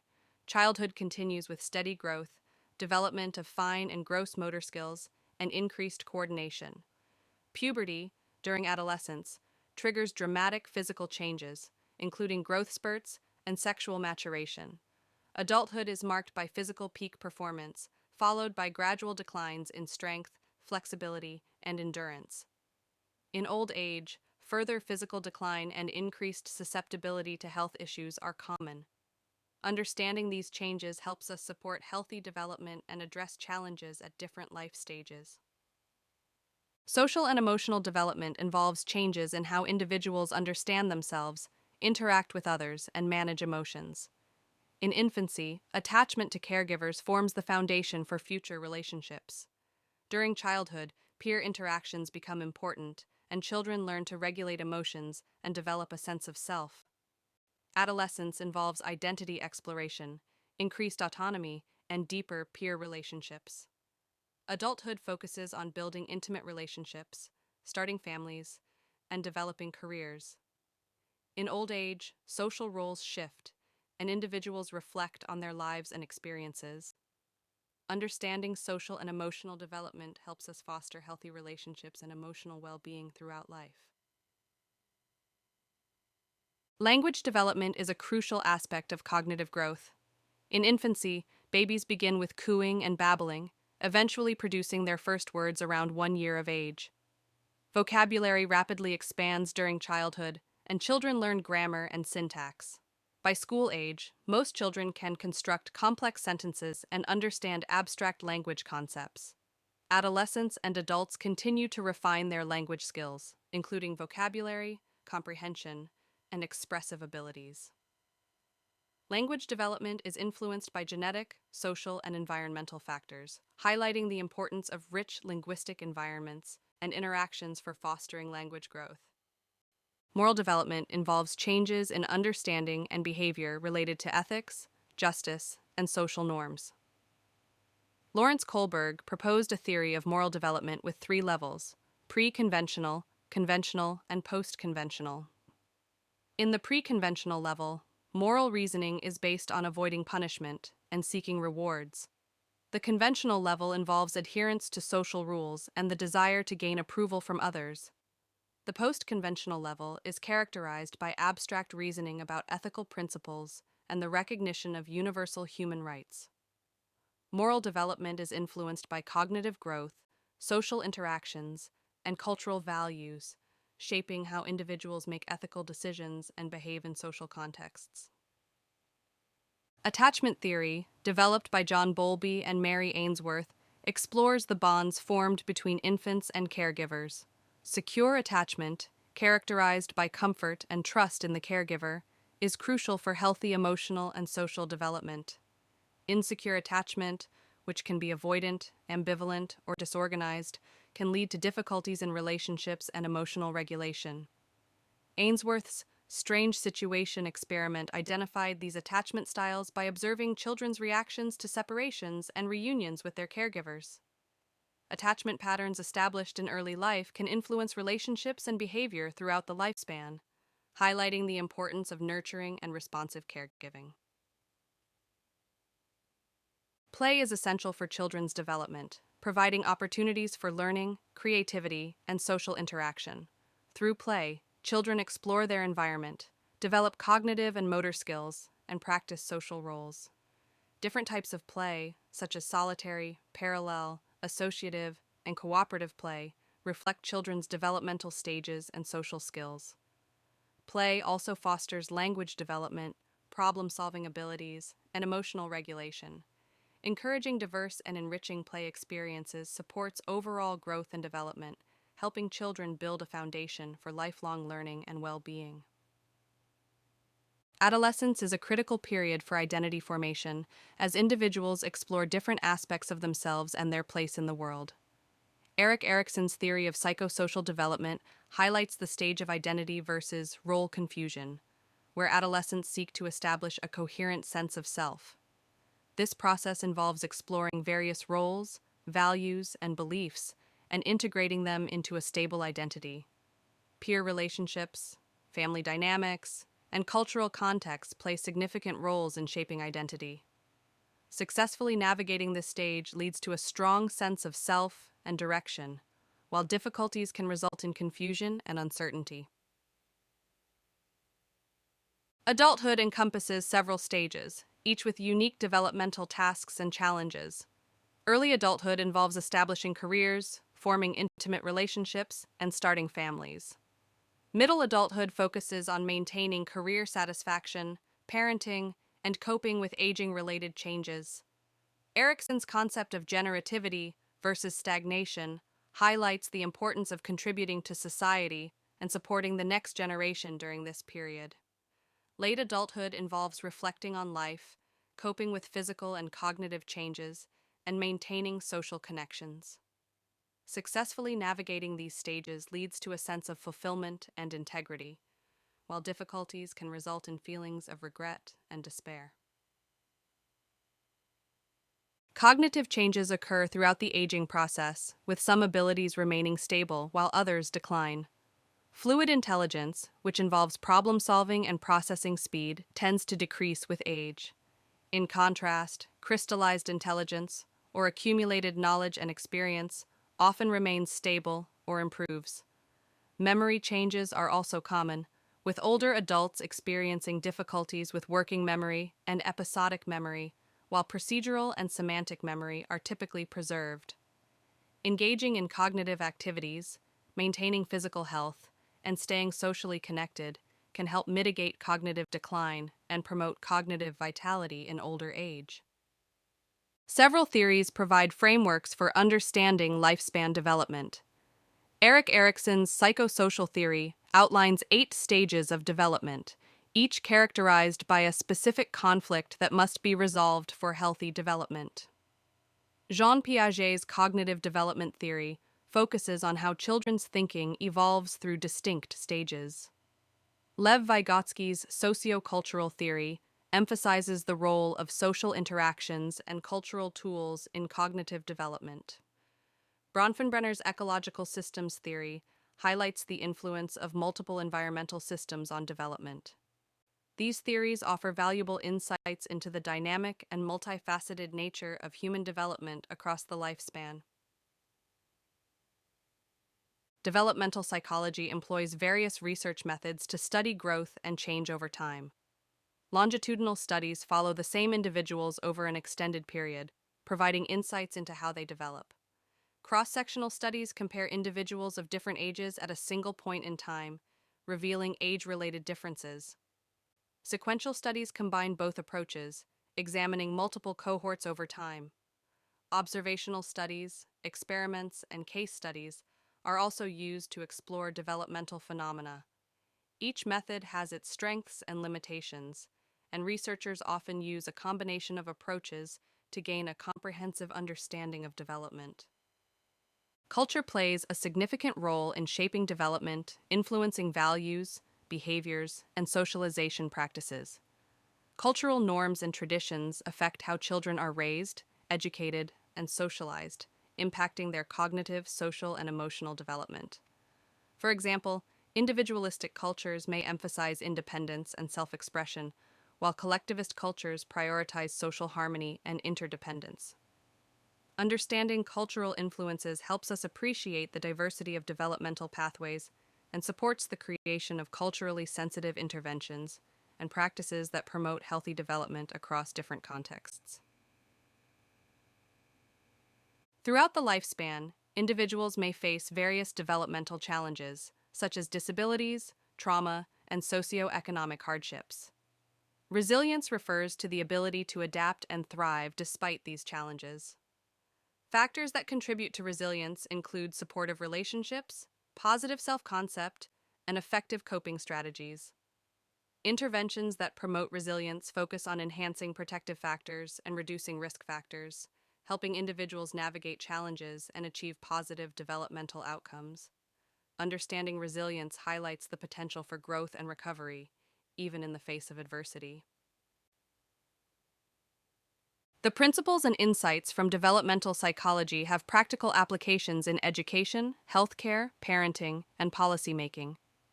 Educators use knowledge of developmental stages to create age-appropriate learning environments and curricula. Healthcare professionals apply developmental principles to support patients at different life stages. Parents and caregivers use developmental insights to nurture and guide children effectively. Policymakers incorporate developmental research to create programs and policies that support healthy development across the lifespan. Applying developmental psychology helps improve outcomes and enhance well-being for individuals and communities. Current research in developmental psychology explores a wide range of topics, from the impact of technology on development to the effects of early childhood interventions on long-term outcomes. Emerging trends include the study of neurodevelopmental processes, the role of genetics and epigenetics in development, and the influence of global and environmental factors on growth and change. Advances in research methodologies and interdisciplinary approaches are expanding our understanding of development and informing innovative practices and interventions. Staying informed about current research and trends helps practitioners and researchers address contemporary challenges and support optimal development. Personality psychology explores individual differences in behavior, emotions, and thoughts, seeking to understand what makes each person unique. Various theories offer different perspectives on personality. Freud's psychoanalytic theory emphasizes the role of unconscious processes and childhood experiences in shaping personality. Freud proposed that personality is composed of the ID, ego, and superego, and he introduced concepts such as defense mechanisms and psychosexual stages. In contrast, trait theory focuses on identifying and measuring individual traits, which are consistent patterns of behavior, thought, and emotion. The Big Five personality traits, openness, conscientiousness, extroversion, agreeableness, and neuroticism, are widely accepted in trait theory. Understanding these theories helps us appreciate the complexity of personality and the factors that contribute to individual differences. Psychodynamic theories, building on Freud's work, emphasize the influence of the unconscious mind and early experiences on personality. Carl Jung introduced the concepts of the collective unconscious and archetypes, suggesting that shared symbols and memories influence behavior. Alfred Adler focused on the drive for superiority and the impact of birth order on personality development. Karen Horney highlighted the role of social and cultural factors and introduced the concept of basic anxiety. These theories contribute to our understanding of the deep-rooted and often unconscious influences on personality. Humanistic theories of personality emphasize the inherent goodness of people and their potential for growth. Carl Rogers proposed that individuals have an innate drive towards self-actualization and that a supportive environment characterized by genuineness, acceptance, and empathy can help them achieve their potential. Rogers introduced the notion of the self-concept, which includes an individual's perceptions and feelings about themselves. Abraham Maslow's hierarchy of needs outlines a progression from basic physiological needs to self-actualization, where individuals realize their full potential. Humanistic theories focus on the conscious experience and the capacity for personal growth and fulfillment. Trait theories aim to identify and measure the stable characteristics that make up an individual's personality. Gordon Allport identified cardinal, central, and secondary traits, which vary in their influence on behavior. Raymond Cattell used factor analysis to identify 16 personality factors. The most widely accepted trait model is the Big Five, which includes openness, conscientiousness, extroversion, agreeableness, and neuroticism. These traits are considered relatively stable over time and across situations, providing a comprehensive framework for understanding personality. Trait theories help us predict behavior and understand the individual differences that make each person unique. Social cognitive theories of personality emphasize the interaction between individuals and their environment. Albert Bandura's concept of reciprocal determinism suggests that behavior, personal factors, and the environment influence each other. Bandura also introduced the idea of self-efficacy, which is the belief in one's ability to succeed in specific situations. Julian Rotter's locus of control theory distinguishes between internal locus of control, where individuals believe they have control over their lives, and external locus of control, where they believe their lives are controlled by external factors. These theories highlight the dynamic and reciprocal nature of personality and behavior. Biological and genetic influences play a significant role in shaping personality. Research in behavioral genetics examines the heritability of personality traits, revealing that genetics account for a substantial portion of the variation in traits like extroversion and neuroticism. The study of temperament, observable in early childhood, suggests innate predispositions for certain personality traits. Neurobiological research explores the influence of brain structures and neurotransmitter systems on personality, highlighting the interplay between biology and behavior. Understanding these influences provides insights into the biological underpinnings of personality and individual differences. Personality development continues throughout the lifespan, influenced by both genetic and environmental factors. Early childhood experiences, such as attachment to caregivers and social interactions, play a crucial role in shaping personality. During adolescence, identity formation becomes central, influenced by peer relationships and the quest for independence. In adulthood, personality traits tend to stabilize, but significant life events and changes in social roles can still impact personality. Aging is associated with shifts in traits, such as increased agreeableness and decreased openness. Understanding personality development helps us appreciate the dynamic nature of personality and the factors that contribute to change and stability over time. Personality assessment involves measuring and evaluating individual differences in traits, behaviors, and underlying motivations. Self-report questionnaires, such as the Myers-Briggs Type Indicator, MBTI, and the Minnesota Multiphasic Personality Inventory, MPI, are commonly used tools. These questionnaires ask individuals to respond to statements about their typical thoughts, feelings, and behaviors, providing insights into their personality traits. Projective tests, like the Rorschach Inkblot test and the Thematic Apperception test, TAT, involve interpreting ambiguous stimuli to reveal unconscious aspects of personality. Personality assessments are used in various contexts, including clinical settings, organizational psychology, and research, helping us understand and predict behavior. The Big Five personality traits, openness, conscientiousness, extroversion, agreeableness, and neuroticism, provide a comprehensive framework for understanding personality. Openness involves creativity, curiosity, and a willingness to explore new experiences. Conscientiousness is characterized by organization, dependability, and goal-directed behavior. Extroversion includes sociability, assertiveness, and positive emotionality. Agreeableness involves compassion, cooperation, and trustworthiness. Neuroticism is associated with emotional instability, anxiety, and moodiness. These traits are relatively stable over time and have been linked to various life outcomes, including academic and career success, health, and relationships. Culture significantly influences personality development and expression. Cultural norms, values, and practices shape how individuals perceive themselves and interact with others. Individualistic cultures, such as those in the United States and Western Europe, emphasize personal achievement and independence, often fostering traits like extroversion and assertiveness. Collectivist cultures, such as those in East Asia, prioritize group harmony and interdependence, promoting traits like agreeableness and conformity. Cross-cultural research highlights both universal aspects of personality and cultural variations, helping us understand the diverse ways in which personality can be expressed and developed. Personality significantly influences behavior, shaping how individuals respond to different situations. Traits like extroversion and agreeableness can affect social interactions and relationship dynamics, while conscientiousness and openness influence work habits and creativity. Personality also impacts coping strategies, decision-making, and overall life satisfaction.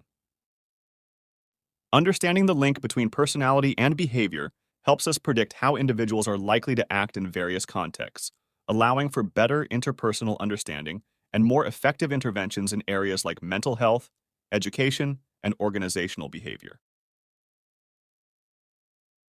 Personality disorders are characterized by enduring patterns of behavior, cognition, and inner experience that deviate significantly from cultural expectations, leading to distress or impairment. Examples include borderline personality disorder, characterized by emotional instability and intense relationships, and antisocial personality disorder, marked by a disregard for others' rights and social norms. Personality disorders often emerge in adolescence or early adulthood and can affect various areas of life, including relationships, work, and self-perception. Understanding these disorders is crucial for diagnosis and treatment, helping individuals manage symptoms and improve their quality of life. Personality can manifest differently across various contexts, such as work, family, and social settings. In the workplace, traits like conscientiousness and agreeableness are often associated with job performance and teamwork, while extroversion can influence leadership and social interactions. In family dynamics, personality traits affect parenting styles, marital satisfaction, and sibling relationships. In social contexts, traits like extroversion and openness shape social networks and interactions. Understanding how personality operates in different contexts helps us tailor approaches to improve outcomes in personal and professional areas. Personality psychology has practical applications in various fields, including clinical psychology, organizational behavior, and education. In clinical settings, personality assessments aid in diagnosing and treating mental health disorders, guiding therapeutic interventions. In organizational behavior, understanding personality helps in employee selection, team building, and leadership development, enhancing workplace productivity and satisfaction.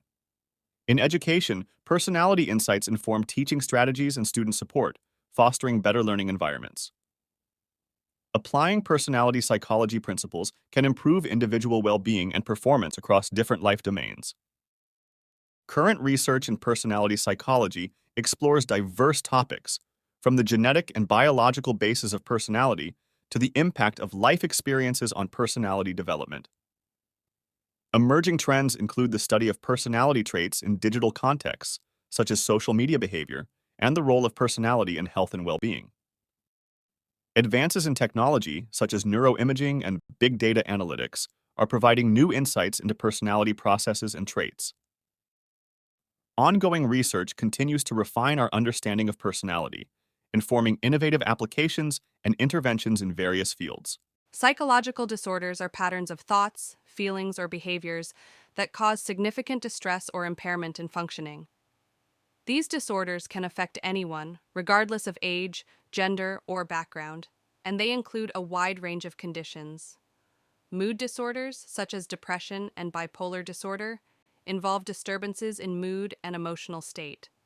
Anxiety disorders, including generalized anxiety disorder, panic disorder, and phobias, involve excessive fear and worry.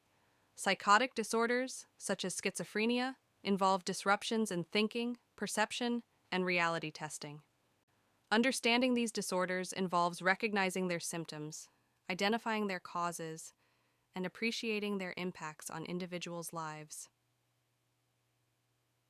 Mood disorders are characterized by significant disturbances in a person's emotional state. Major depressive disorder involves persistent feelings of sadness, hopelessness, and a lack of interest or pleasure in activities. Symptoms can include changes in appetite, sleep disturbances, fatigue, and difficulty concentrating. Bipolar disorder is marked by mood swings that include emotional highs, mania or hypomania, and lows, depression. During manic episodes, individuals may experience increased energy, euphoria, and impulsive behavior. Understanding the symptoms and triggers of mood disorders is crucial for effective diagnosis and treatment. Anxiety disorders involve excessive fear, worry, and related behavioral disturbances. Generalized anxiety disorder, GAD, is characterized by persistent and excessive worry about various aspects of life. Panic disorder involves recurrent and unexpected panic attacks, intense episodes of fear, accompanied by physical symptoms such as heart palpitations and dizziness. Phobias are irrational fears of specific objects or situations, such as heights, spiders, or social interactions. Social anxiety disorder involves intense fear of social situations and being judged by others. Understanding the different types of anxiety disorders helps in developing targeted treatment approaches. Psychotic disorders involve disruptions in thinking, perception, and reality testing. Schizophrenia is a prominent example, characterized by symptoms such as hallucinations, seeing or hearing things that aren't there, delusions, false beliefs, disorganized thinking, and impaired functioning. Schizoaffective disorder combines symptoms of schizophrenia with mood disorder features, such as depression or mania. Early intervention and comprehensive treatment, including medication and psychosocial support, are essential for managing psychotic disorders and improving outcomes for affected individuals. Personality disorders are characterized by enduring patterns of behavior, cognition, and inner experience that deviate significantly from cultural expectations and cause distress or impairment. Borderline personality disorder involves emotional instability, impulsive behavior, and intense, unstable relationships. Antisocial personality disorder is marked by a disregard for others' rights, deceitful behavior, and a lack of remorse. Narcissistic personality disorder involves grandiosity, a need for admiration, and a lack of empathy. Understanding personality disorders requires recognizing the pervasive and enduring nature of these patterns and their impact on individuals' lives. Obsessive compulsive and related disorders involve intrusive thoughts, obsessions, and repetitive behaviors, compulsions, that individuals feel driven to perform. Obsessive compulsive disorder, OCD, is characterized by distressing obsessions and compulsions that interfere with daily functioning. Body dysmorphic disorder involves preoccupation with perceived flaws in physical appearance. Hoarding disorder is characterized by persistent difficulty discarding possessions, leading to cluttered living spaces. Effective treatment often includes cognitive behavioral therapy and medication to help manage symptoms and improve quality of life. Trauma and stressor-related disorders arise from exposure to a traumatic or stressful event. Post-traumatic stress disorder, PTSD, involves symptoms such as flashbacks, nightmares, hypervigilance, and avoidance of trauma reminders. Acute stress disorder shares similar symptoms but occurs shortly after the traumatic event and lasts for a shorter duration. Adjustment disorders involve emotional or behavioral symptoms in response to a significant life change or stressor. Understanding these disorders highlights the profound impact of trauma and stress on mental health and underscores the importance of timely and effective intervention. Eating disorders are characterized by abnormal eating behaviors and a preoccupation with body weight and shape. Anorexia nervosa involves restrictive eating, intense fear of gaining weight, and a distorted body image. Bulimia nervosa is marked by episodes of binge eating, followed by compensatory behaviors such as vomiting, excessive exercise, or laxative use. Binge eating disorder involves recurrent episodes of eating large quantities of food, often rapidly and to the point of discomfort, accompanied by feelings of loss of control and shame. Treatment typically involves a combination of psychotherapy, nutritional counseling, and medical management to address the physical and psychological aspects of these disorders. Neurodevelopmental disorders are typically diagnosed in childhood and involve developmental deficits that cause impairments in personal, social, academic, or occupational functioning. Autism spectrum disorder, ASD, is characterized by difficulties in social interaction, communication, and repetitive behaviors. Attention deficit hyperactivity disorder, ADHD, involves patterns of inattention, hyperactivity, and impulsivity that interfere with functioning or development. Intellectual disability involves limitations in intellectual functioning and adaptive behavior. Early diagnosis and intervention are crucial for supporting development and improving outcomes for individuals with neurodevelopmental disorders. Substance-related and addictive disorders involve the excessive use of substances such as alcohol, drugs, or tobacco, leading to significant impairment or distress. These disorders are characterized by cravings, loss of control over substance use, and continued use despite harmful consequences. Substance use disorders can have severe physical, psychological, and social impacts. Behavioral addictions, such as gambling disorder, involve similar patterns of compulsive behavior. Treatment often includes a combination of detoxification, psychotherapy, medication, and support groups to help individuals achieve and maintain recovery. Treating psychological disorders often involves a combination of approaches tailored to the individual's needs. Psychotherapy, such as cognitive behavioral therapy, CBT, helps individuals identify and change negative thought patterns and behaviors. Other therapeutic approaches include psychodynamic therapy, interpersonal therapy, and dialectical behavior therapy, DBT. Medications, such as antidepressants, antipsychotics, and anxiolytics, can be effective in managing symptoms. In some cases, a combination of therapy and medication provides the best outcomes.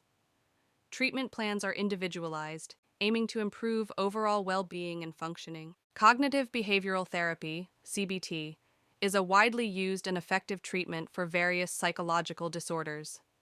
CBT focuses on identifying and challenging negative thought patterns and beliefs, and replacing them with more realistic and positive ones. It also involves behavioral techniques to change unhelpful behaviors and develop healthier coping strategies.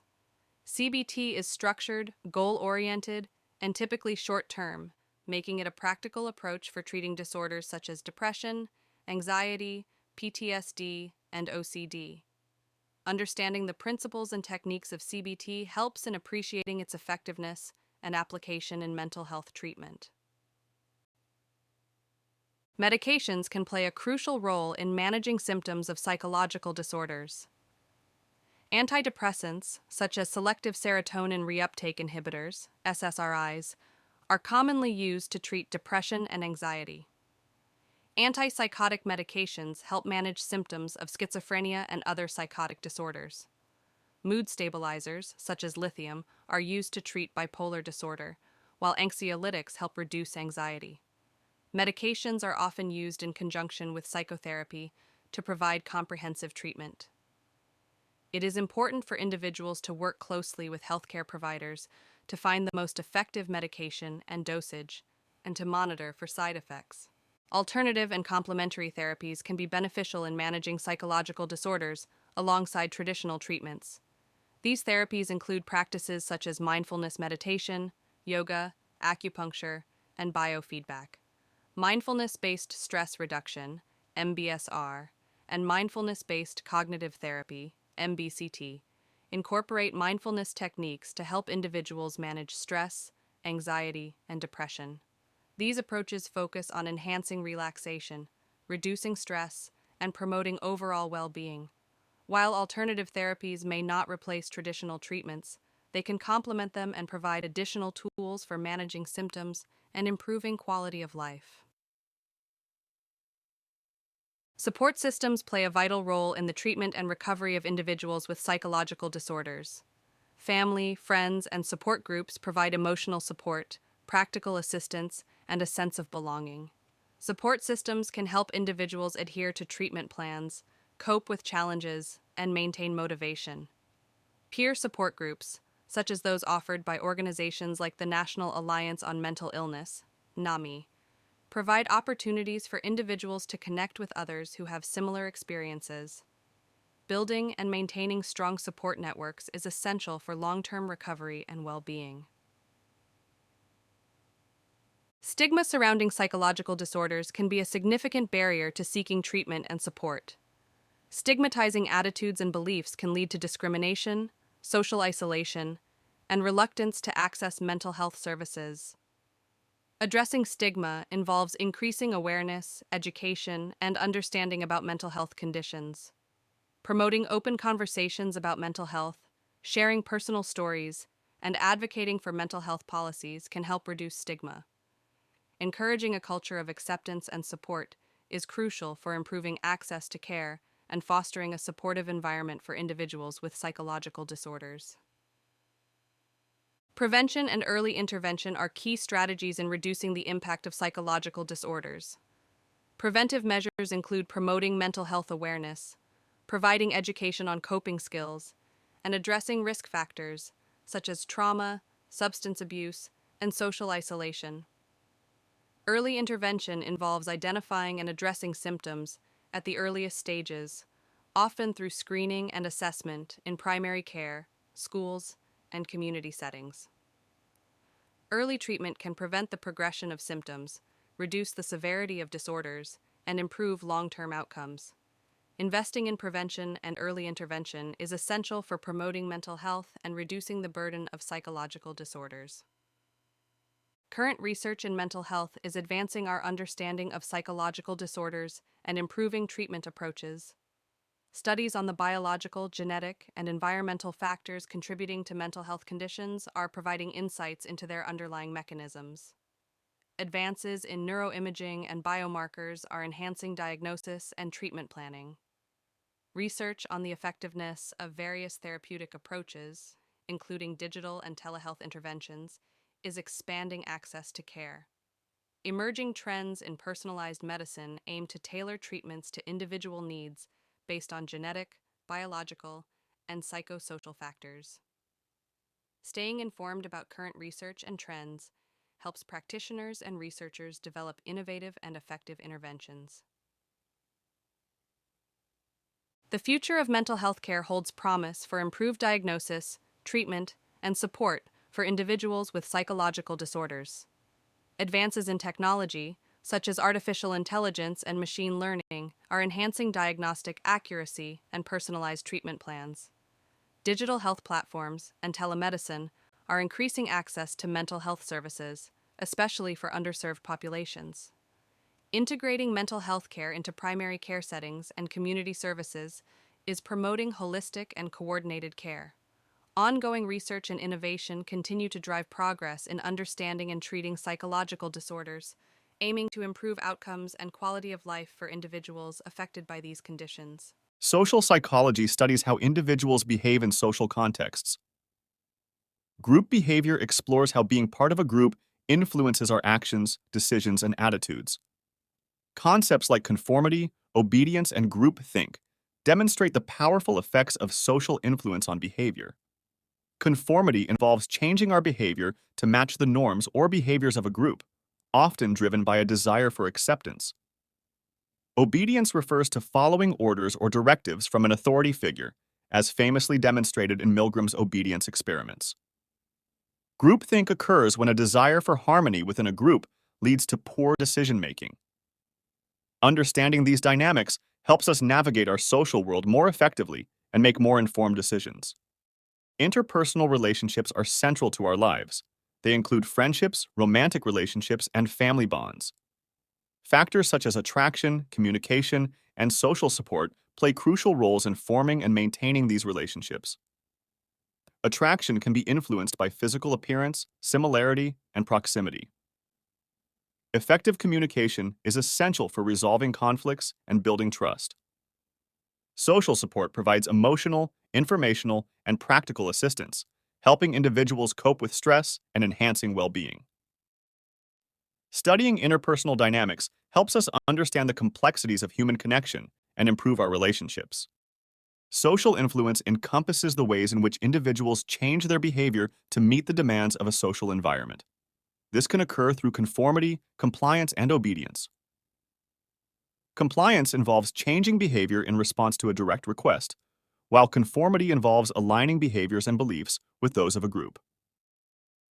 Obedience, as demonstrated by Stanley Milgram's experiments, involves following orders from an authority figure, even when they conflict with personal morals. Social influence can lead to positive outcomes, such as cooperation and social harmony, but it can also result in negative consequences, such as the perpetuation of harmful behaviors. Stanley Milgram's experiments in the early 1960s investigated obedience to authority by instructing participants to administer electric shocks to a learner for incorrect answers. Unbeknownst to the participants, the learner was an actor and no actual shocks were given. Despite hearing simulated expressions of pain and distress, many participants continued to administer increasingly higher shocks when prodded by an authority figure in a lab coat.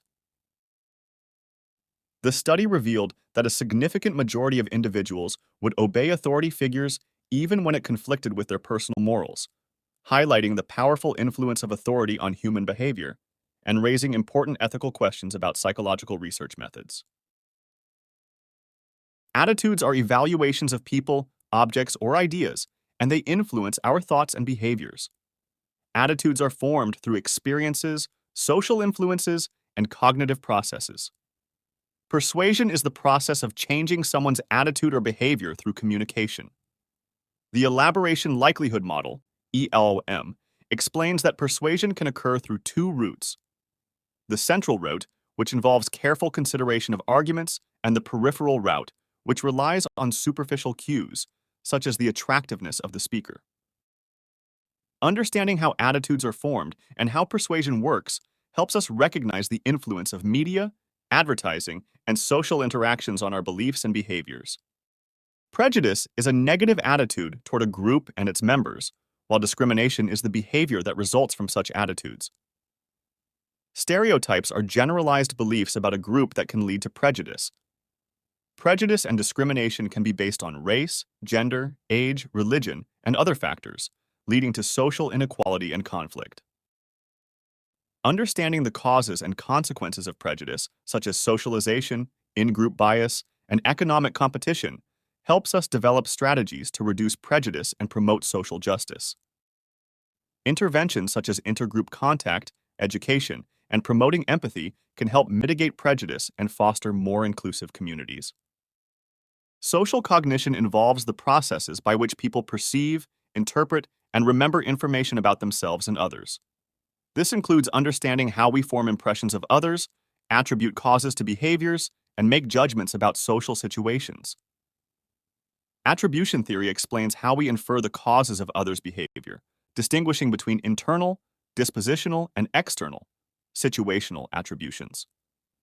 Cognitive biases, such as the fundamental attribution error and self-serving bias, can distort our perceptions and judgments. Understanding social cognition helps us navigate social interactions more effectively and reduce misunderstandings. The self-concept is our understanding of who we are, encompassing self-esteem, self-efficacy, and identity. Self-esteem refers to our overall evaluation of ourselves, while self-efficacy is our belief in our ability to succeed in specific tasks. Identity includes personal identity, which is our sense of being a unique individual, and social identity, which is our sense of belonging to social groups. Social identity theory, proposed by Tajfel and Turner, explains how group membership influences self-concept and behavior. Tajfel and Turner's work revealed that individuals derive a significant part of their self-esteem from their social identities, leading them to favor their in-groups, groups they belong to, over out-groups, groups they do not belong to. This favoritism can result in positive behaviors such as cooperation and support within the group, but also in negative behaviors like prejudice and discrimination against out-groups. Understanding the self and identity helps us appreciate how personal and social factors shape our behaviors, motivations, and interactions with others, highlighting the importance of group dynamics in shaping individual actions and attitudes. Prosocial behavior involves actions intended to benefit others, such as helping, sharing, and cooperating. Altruism is a form of prosocial behavior where individuals help others without expecting anything in return. Factors that influence prosocial behavior include empathy, social norms, and situational influences. The bystander effect, demonstrated in studies by Darley and Latané, shows that people are less likely to help when others are present, due to diffusion of responsibility. Understanding prosocial behavior and altruism helps us promote helping behaviors and develop strategies to encourage cooperation and support within communities. Aggression is behavior intended to harm another person, while violence is extreme physical aggression. Theories of aggression include the biological perspective, which highlights genetic and neurological factors, and the social learning perspective, which emphasizes the role of observation and imitation. Factors such as frustration, environmental cues, and social norms can also contribute to aggressive behavior. Media exposure, such as violent video games and movies, has been shown to influence aggression, especially in children. Understanding the causes and consequences of aggression helps us develop interventions to reduce violence and promote peaceful interactions. Group dynamics influence individual behavior in various ways.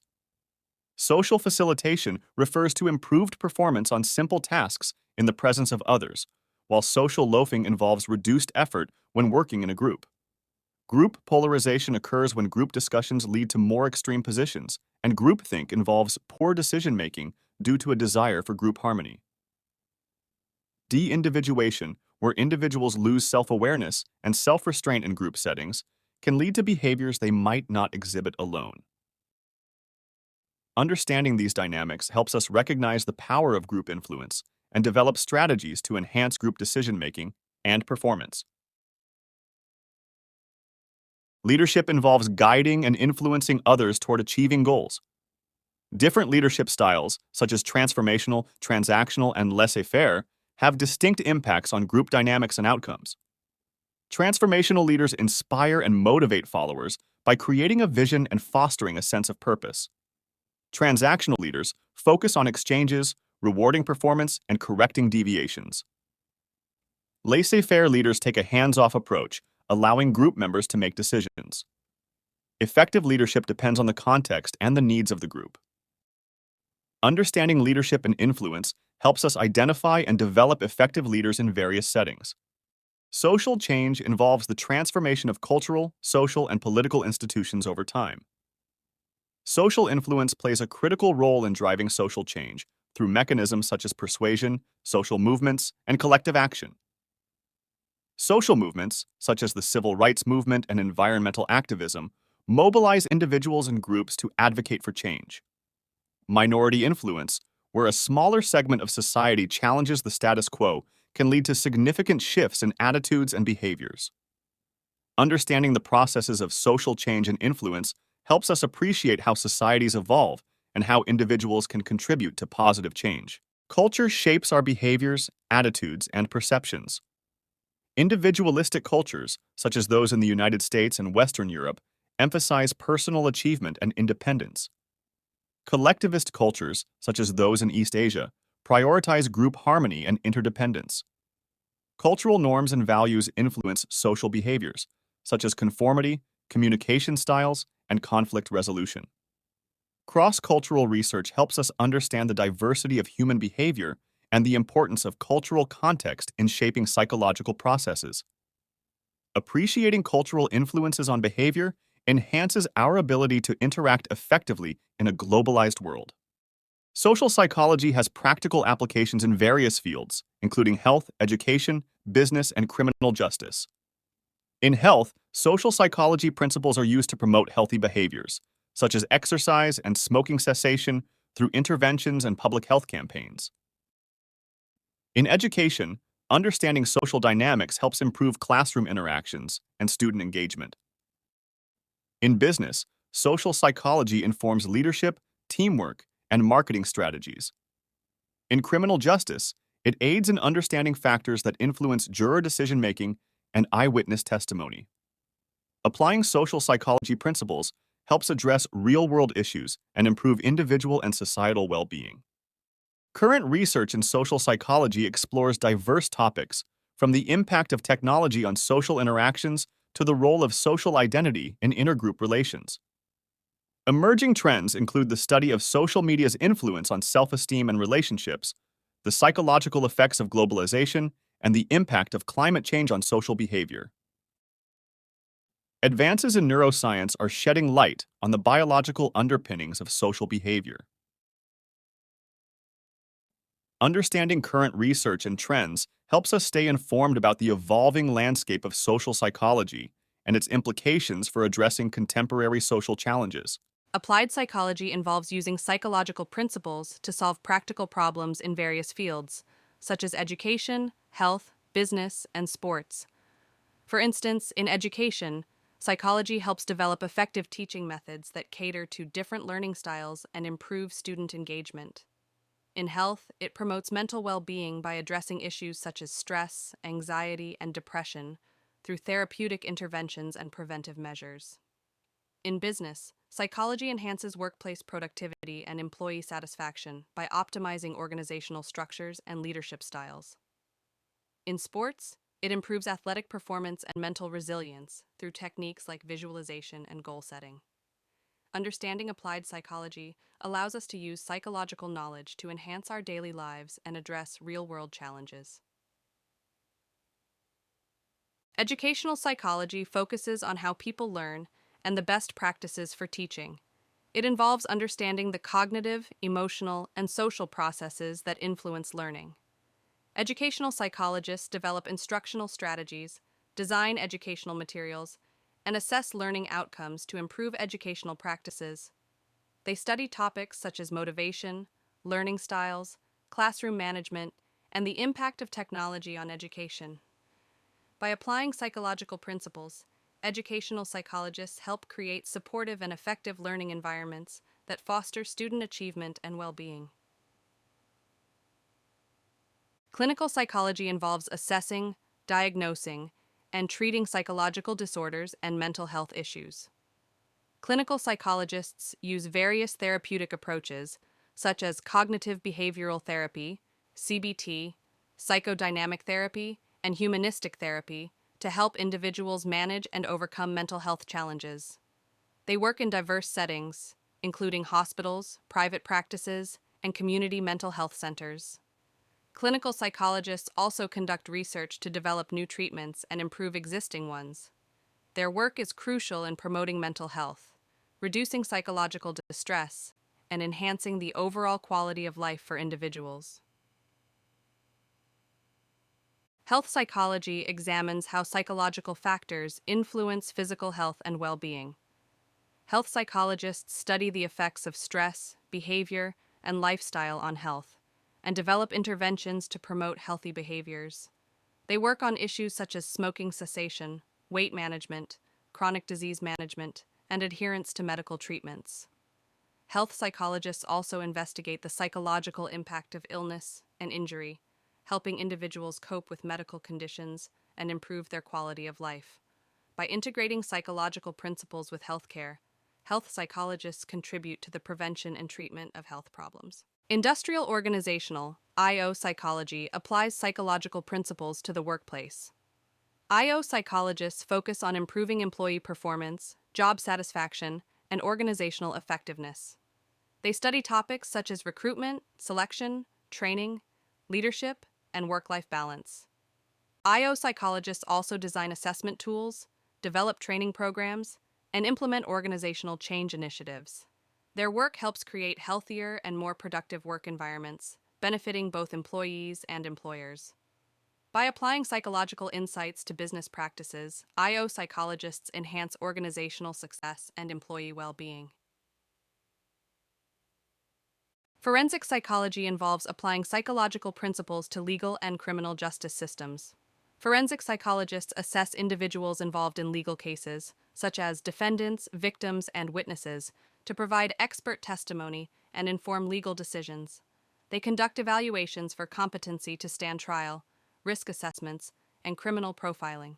Forensic psychologists also work in correctional settings, providing treatment and rehabilitation for offenders. Their expertise helps ensure that psychological factors are considered in legal processes, contributing to fair and effective justice outcomes. Sports psychology focuses on the psychological aspects of athletic performance and physical activity. Sports psychologists work with athletes to enhance performance, improve mental resilience, and manage stress and anxiety. They use techniques such as visualization, goal setting, and relaxation training to help athletes achieve their potential. Sports psychologists also address issues like motivation, team dynamics, and injury recovery. By applying psychological principles, sports psychologists help athletes optimize their mental and physical performance and enjoy a healthier approach to sports and exercise. Environmental psychology examines the relationship between people and their physical surroundings. Environmental psychologists study how natural and built environments affect behavior, well-being, and health. They explore topics such as the impact of urban design on mental health, the benefits of nature exposure, and sustainable behavior. Environmental psychologists also work on designing spaces that enhance productivity, comfort, and safety. By understanding the interactions between people and their environments, they contribute to creating spaces that promote well-being and environmental sustainability. Community psychology focuses on understanding and improving the well-being of individuals within their communities. Community psychologists work on issues such as social justice, empowerment, and community development. They collaborate with community members to address problems like poverty, violence, and discrimination. Community psychologists also develop and evaluate programs that promote mental health, education, and social support. By applying psychological principles at a community level, they help create healthier, more equitable, and supportive environments for individuals and groups. Consumer psychology studies how people make decisions about purchasing goods and services.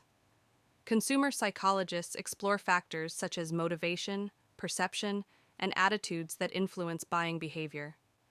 They analyze how advertising, branding, and product design affect consumer choices. Consumer psychologists also study the impact of social and cultural influences on consumption patterns.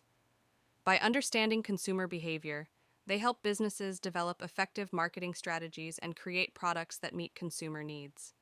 Consumer psychology also addresses ethical issues, such as consumer rights and sustainable consumption.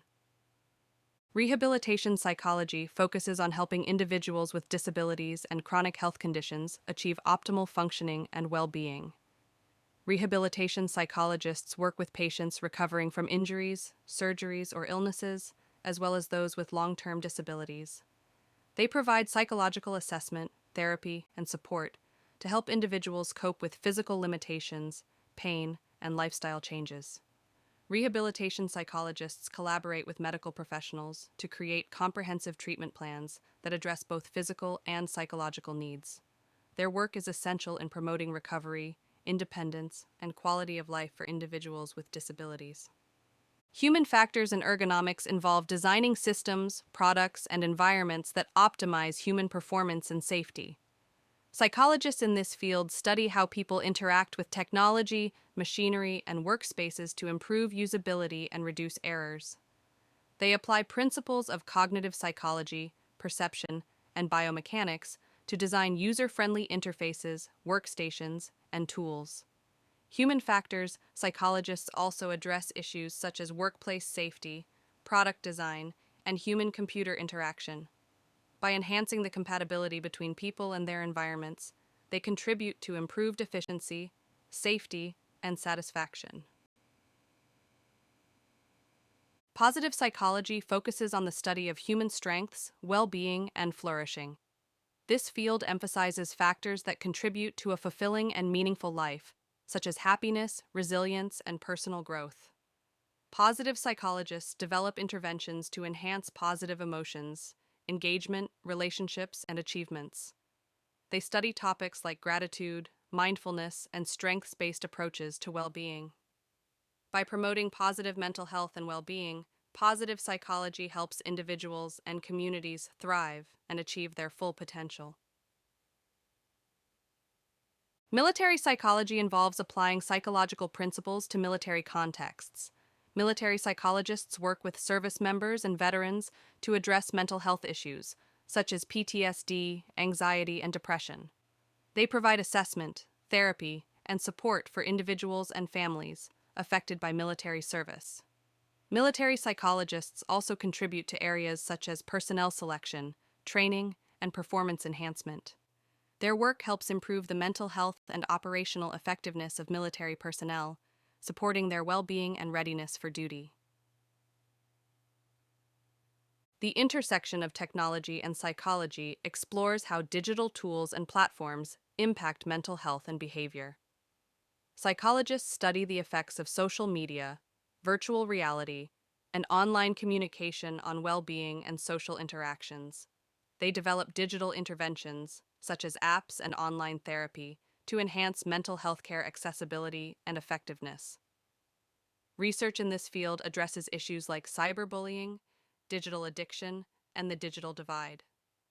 By understanding the influence of technology on behavior, psychologists contribute to creating healthier digital environments and leveraging technology for positive psychological outcomes. Current research in applied psychology explores diverse topics, from the impact of workplace diversity on productivity to the effects of climate change on mental health. Emerging trends include the integration of artificial intelligence in psychological assessment, the use of big data to understand consumer behavior, and the development of interventions for digital well-being. Advances in neuroscience and genetics are also informing applied psychological practices. Staying informed about current research and trends helps practitioners develop innovative and effective solutions to real-world problems, enhancing the application of psychology in everyday life. Anxiety and depression are common mental health disorders that can significantly impact an individual's quality of life. Anxiety disorders involve excessive fear and worry, manifesting through symptoms like restlessness, rapid heartbeat, and difficulty concentrating. Depression, on the other hand, is characterized by persistent sadness, loss of interest in activities once enjoyed, and physical symptoms such as changes in appetite and sleep patterns. These conditions can affect thoughts, emotions, behaviors, and physical health. Understanding the symptoms and causes of anxiety and depression is crucial for developing effective treatment strategies. Genetic factors, brain chemistry, personality, and life events all play roles in the onset and progression of these disorders. Cognitive behavioral therapy, or CBT, is a widely used and effective treatment for anxiety and depression. CBT focuses on identifying and changing negative thought patterns and behaviors that contribute to these conditions. Techniques such as cognitive restructuring, exposure therapy, and behavioral activation help individuals manage symptoms and develop healthier coping strategies. CBT is structured, goal-oriented, and typically short-term, making it a practical approach for treating anxiety and depression. The principles of CBT are based on the understanding that our thoughts, feelings, and behaviors are interconnected. By changing negative thought patterns, we can influence our emotions and behaviors. CBT emphasizes the importance of identifying and challenging cognitive distortions, such as all or nothing thinking, overgeneralization, and catastrophizing. It also focuses on developing problem-solving skills and coping mechanisms to deal with stressors effectively. Through structured sessions, CBT helps individuals set realistic goals and track their progress, fostering a sense of empowerment and self-efficacy. CBT employs various techniques to address anxiety and depression. One technique, cognitive restructuring, involves identifying and challenging irrational or negative thoughts and replacing them with more balanced and constructive thoughts. For example, if someone thinks, "I always fail at everything," cognitive restructuring helps them find evidence against this thought and replace it with a more realistic perspective, such as, "I have succeeded in many things and can learn from my experiences." Another technique, behavioral activation, encourages individuals to engage in activities that they once enjoyed or find rewarding. Depression often leads to withdrawal from activities, exacerbating feelings of sadness and hopelessness. Behavioral activation helps break this cycle by scheduling enjoyable and meaningful activities, thereby improving mood and motivation. Exposure therapy is primarily used for anxiety disorders and involves gradual and controlled exposure to feared situations or objects. By facing these fears in a safe and systematic way, individuals learn to reduce their anxiety response over time. This technique is particularly effective for phobias, social anxiety, and obsessive compulsive disorder. Additionally, relaxation techniques such as deep breathing, progressive muscle relaxation, and mindfulness meditation are incorporated to help individuals manage physical symptoms of anxiety and promote a state of calm and relaxation. Problem-solving skills are an important aspect of CBT, helping individuals effectively manage the challenges and stressors they encounter in daily life. This involves identifying the problem, generating potential solutions, evaluating and selecting the best solution, and implementing it. Homework assignments are also a crucial component of CBT, reinforcing skills learned during sessions and promoting real-world application. Examples of homework include thought records, where individuals record negative thoughts, the situations in which they occur, and their emotional responses, then work on challenging and reframing these thoughts. Behavioral experiments, where individuals test the accuracy of negative beliefs through real-life experiments, and activity scheduling, where individuals plan and engage in activities that bring pleasure or a sense of accomplishment, are also common homework assignments. A typical CBT session is structured and collaborative. Sessions often begin with a check-in to discuss the individual's current mood and any significant events since the last meeting. The therapist and individual then review homework assignments, which may include practicing new skills or tracking thoughts and behaviors. The main part of the session focuses on discussing specific issues, practicing CBT techniques, and setting goals for the upcoming week. The session concludes with assigning new homework and summarizing key points. This structured approach ensures that therapy is focused and goal-oriented, promoting consistent progress. CBT has been extensively researched and is considered one of the most effective treatments for anxiety and depression. Numerous studies have demonstrated its efficacy in reducing symptoms and improving quality of life. CBT is particularly effective because it provides individuals with practical tools and strategies that they can use long after therapy has ended. Additionally, CBT can be adapted to suit the needs of different populations, including children, adolescents, and adults. Its structured and evidence-based approach makes it a valuable intervention for a wide range of mental health conditions. CBT can be adapted to meet the needs of specific populations and conditions. For instance, CBT for children and adolescents often includes family involvement and uses age-appropriate language and activities to engage younger clients. Techniques may be adapted to address issues like school anxiety, peer relationships, and family dynamics. For older adults, CBT considers the unique challenges faced, such as chronic health conditions, loss, and transitions. Techniques may focus on enhancing coping skills and addressing age-related cognitive changes. CBT protocols are also tailored to treat specific conditions, such as social anxiety disorder, post-traumatic stress disorder, PTSD, and obsessive-compulsive disorder, OCD, incorporating disorder-specific techniques such as trauma-focused exposure for PTSD and exposure and response prevention for OCD. These adaptations ensure that CBT remains flexible and effective across different contexts and populations. CBT is often used in combination with other treatments to enhance its effectiveness.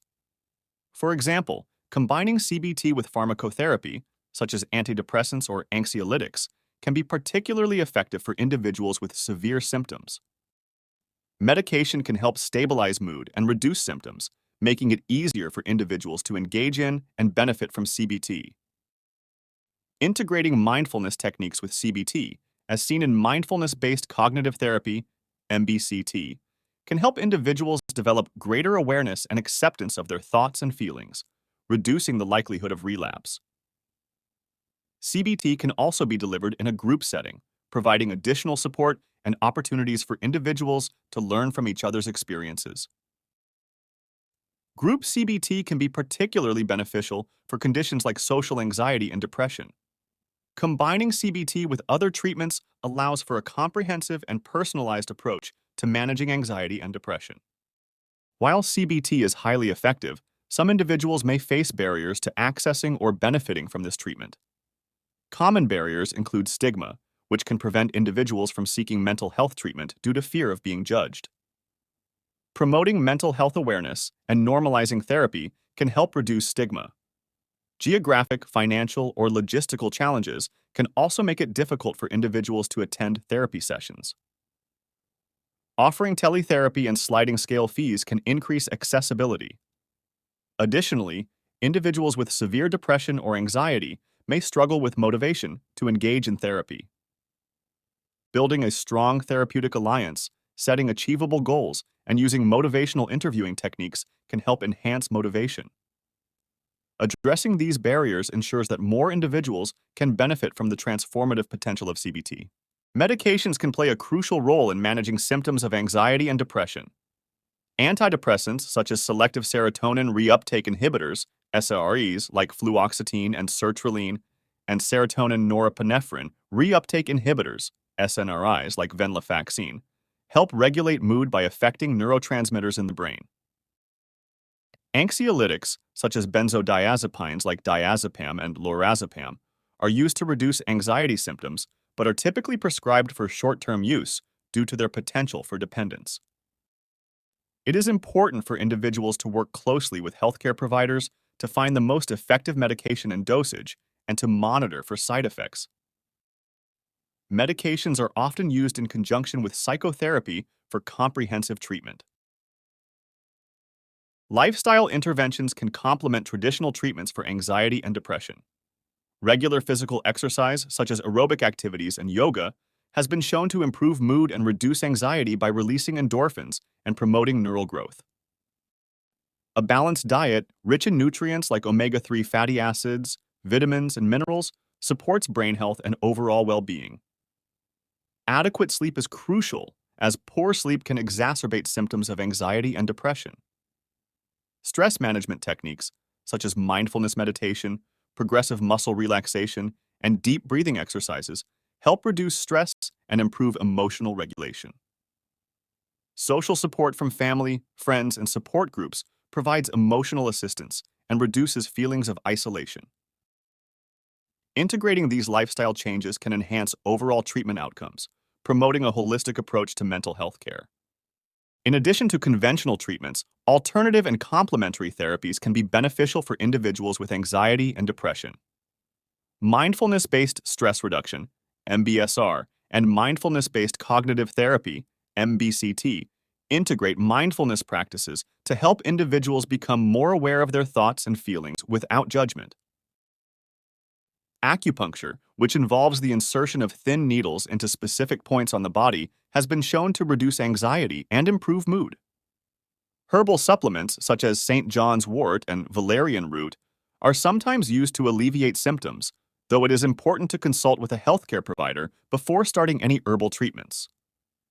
Art therapy, music therapy, and animal-assisted therapy provide creative and engaging ways to improve emotional well-being. These therapies can be used alongside traditional treatments to enhance overall mental health. Technology has introduced new avenues for treating anxiety and depression. Teletherapy, or online therapy, allows individuals to receive professional support remotely, increasing access to mental health care. Mental health apps offer tools for managing symptoms, such as mood tracking, guided meditation, and cognitive behavioral exercises.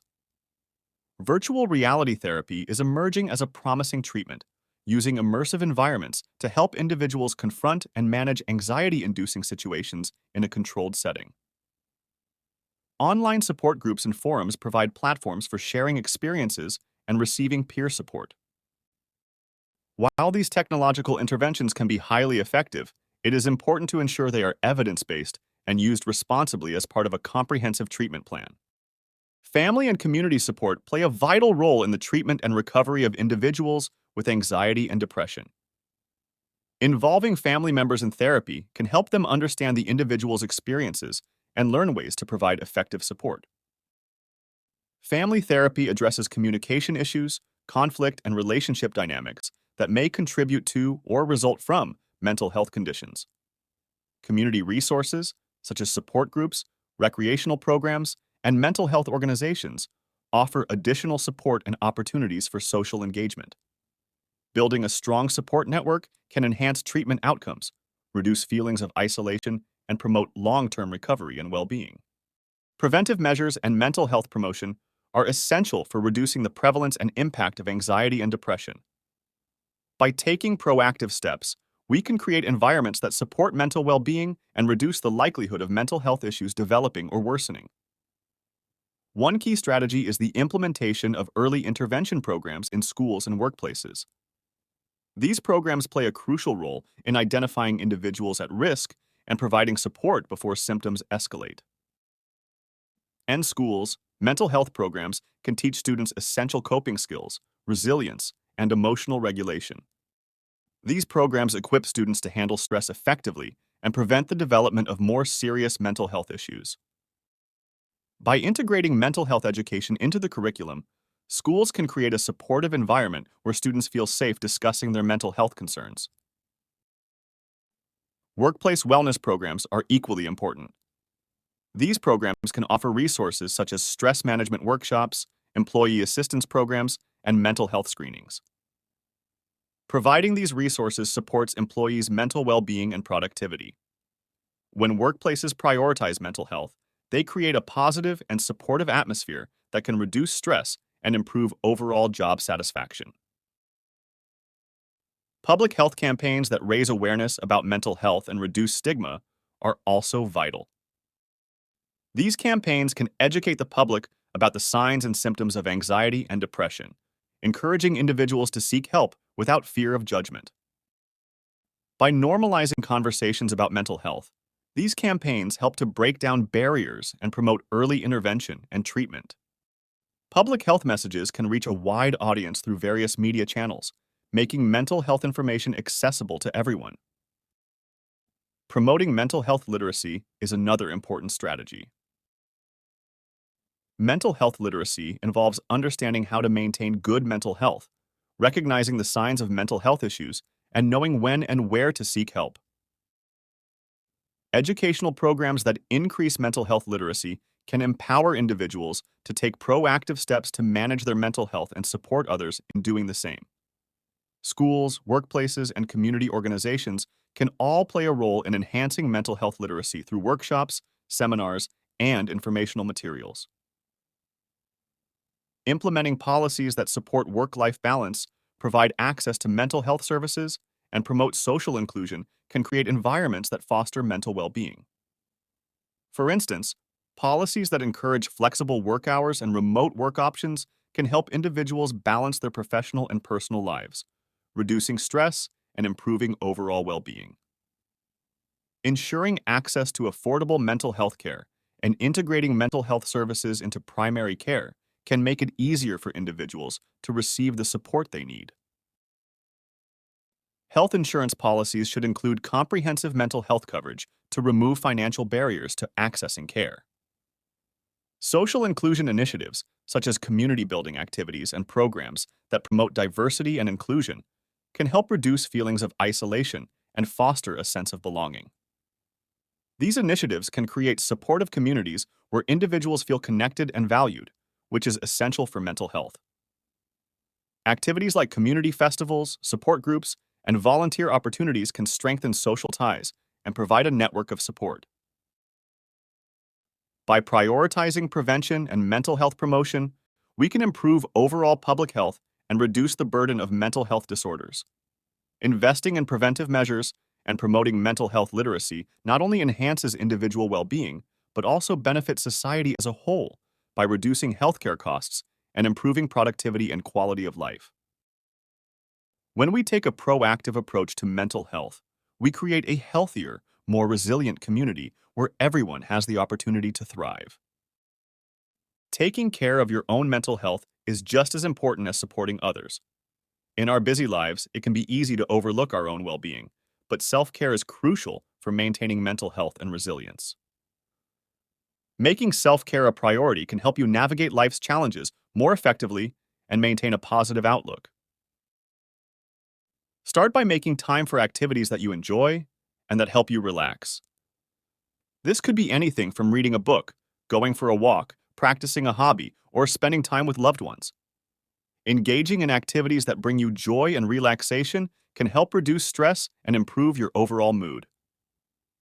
Remember, self-care is personal, so find what works best for you and make it a regular part of your routine. Regular physical exercise is another key component of self-care. Exercise has been shown to reduce symptoms of anxiety and depression, boost mood, and improve energy levels. Aim to incorporate physical activity into your daily routine, whether it's through structured exercise like running or yoga, or simple activities like walking or gardening. Even small amounts of physical activity can make a significant difference in how you feel. Eating a balanced diet and staying hydrated are also important for mental health. Nutrient-rich foods can boost your mood and energy levels, while staying hydrated helps maintain cognitive function and overall well-being. Try to eat a variety of fruits, vegetables, whole grains, and lean proteins, and limit your intake of processed foods and sugary drinks. Paying attention to your nutritional needs can have a profound impact on your mental health. Sleep is another critical factor in maintaining mental health. Poor sleep can exacerbate symptoms of anxiety and depression, while good sleep hygiene can improve your mood and overall health. Aim for 7-9 hours of sleep per night, establish a regular sleep schedule, and create a relaxing bedtime routine to help you wind down. Ensure your sleep environment is conducive to rest by keeping it cool, dark, and quiet. Practicing mindfulness and relaxation techniques can help you manage stress and stay grounded. Techniques such as deep breathing, meditation, and progressive muscle relaxation can promote a sense of calm and help you stay present in the moment. Consider incorporating these practices into your daily routine to enhance your mental well-being. Mindfulness can help you become more aware of your thoughts and feelings, allowing you to respond to stress in a more balanced way. It's also important to set boundaries and manage your workload to prevent burnout. Learn to say no when you need to, and prioritize tasks that are most important. Taking breaks throughout the day and giving yourself time to rest and recharge can help you stay productive and maintain your mental health. Don't hesitate to delegate tasks or ask for help when necessary. Engaging in social connections is another essential aspect of self-care. Building and maintaining relationships with friends and family can provide emotional support and reduce feelings of isolation. Make time for social activities that foster a sense of community and belonging. Remember, it's okay to reach out to others and share your experiences.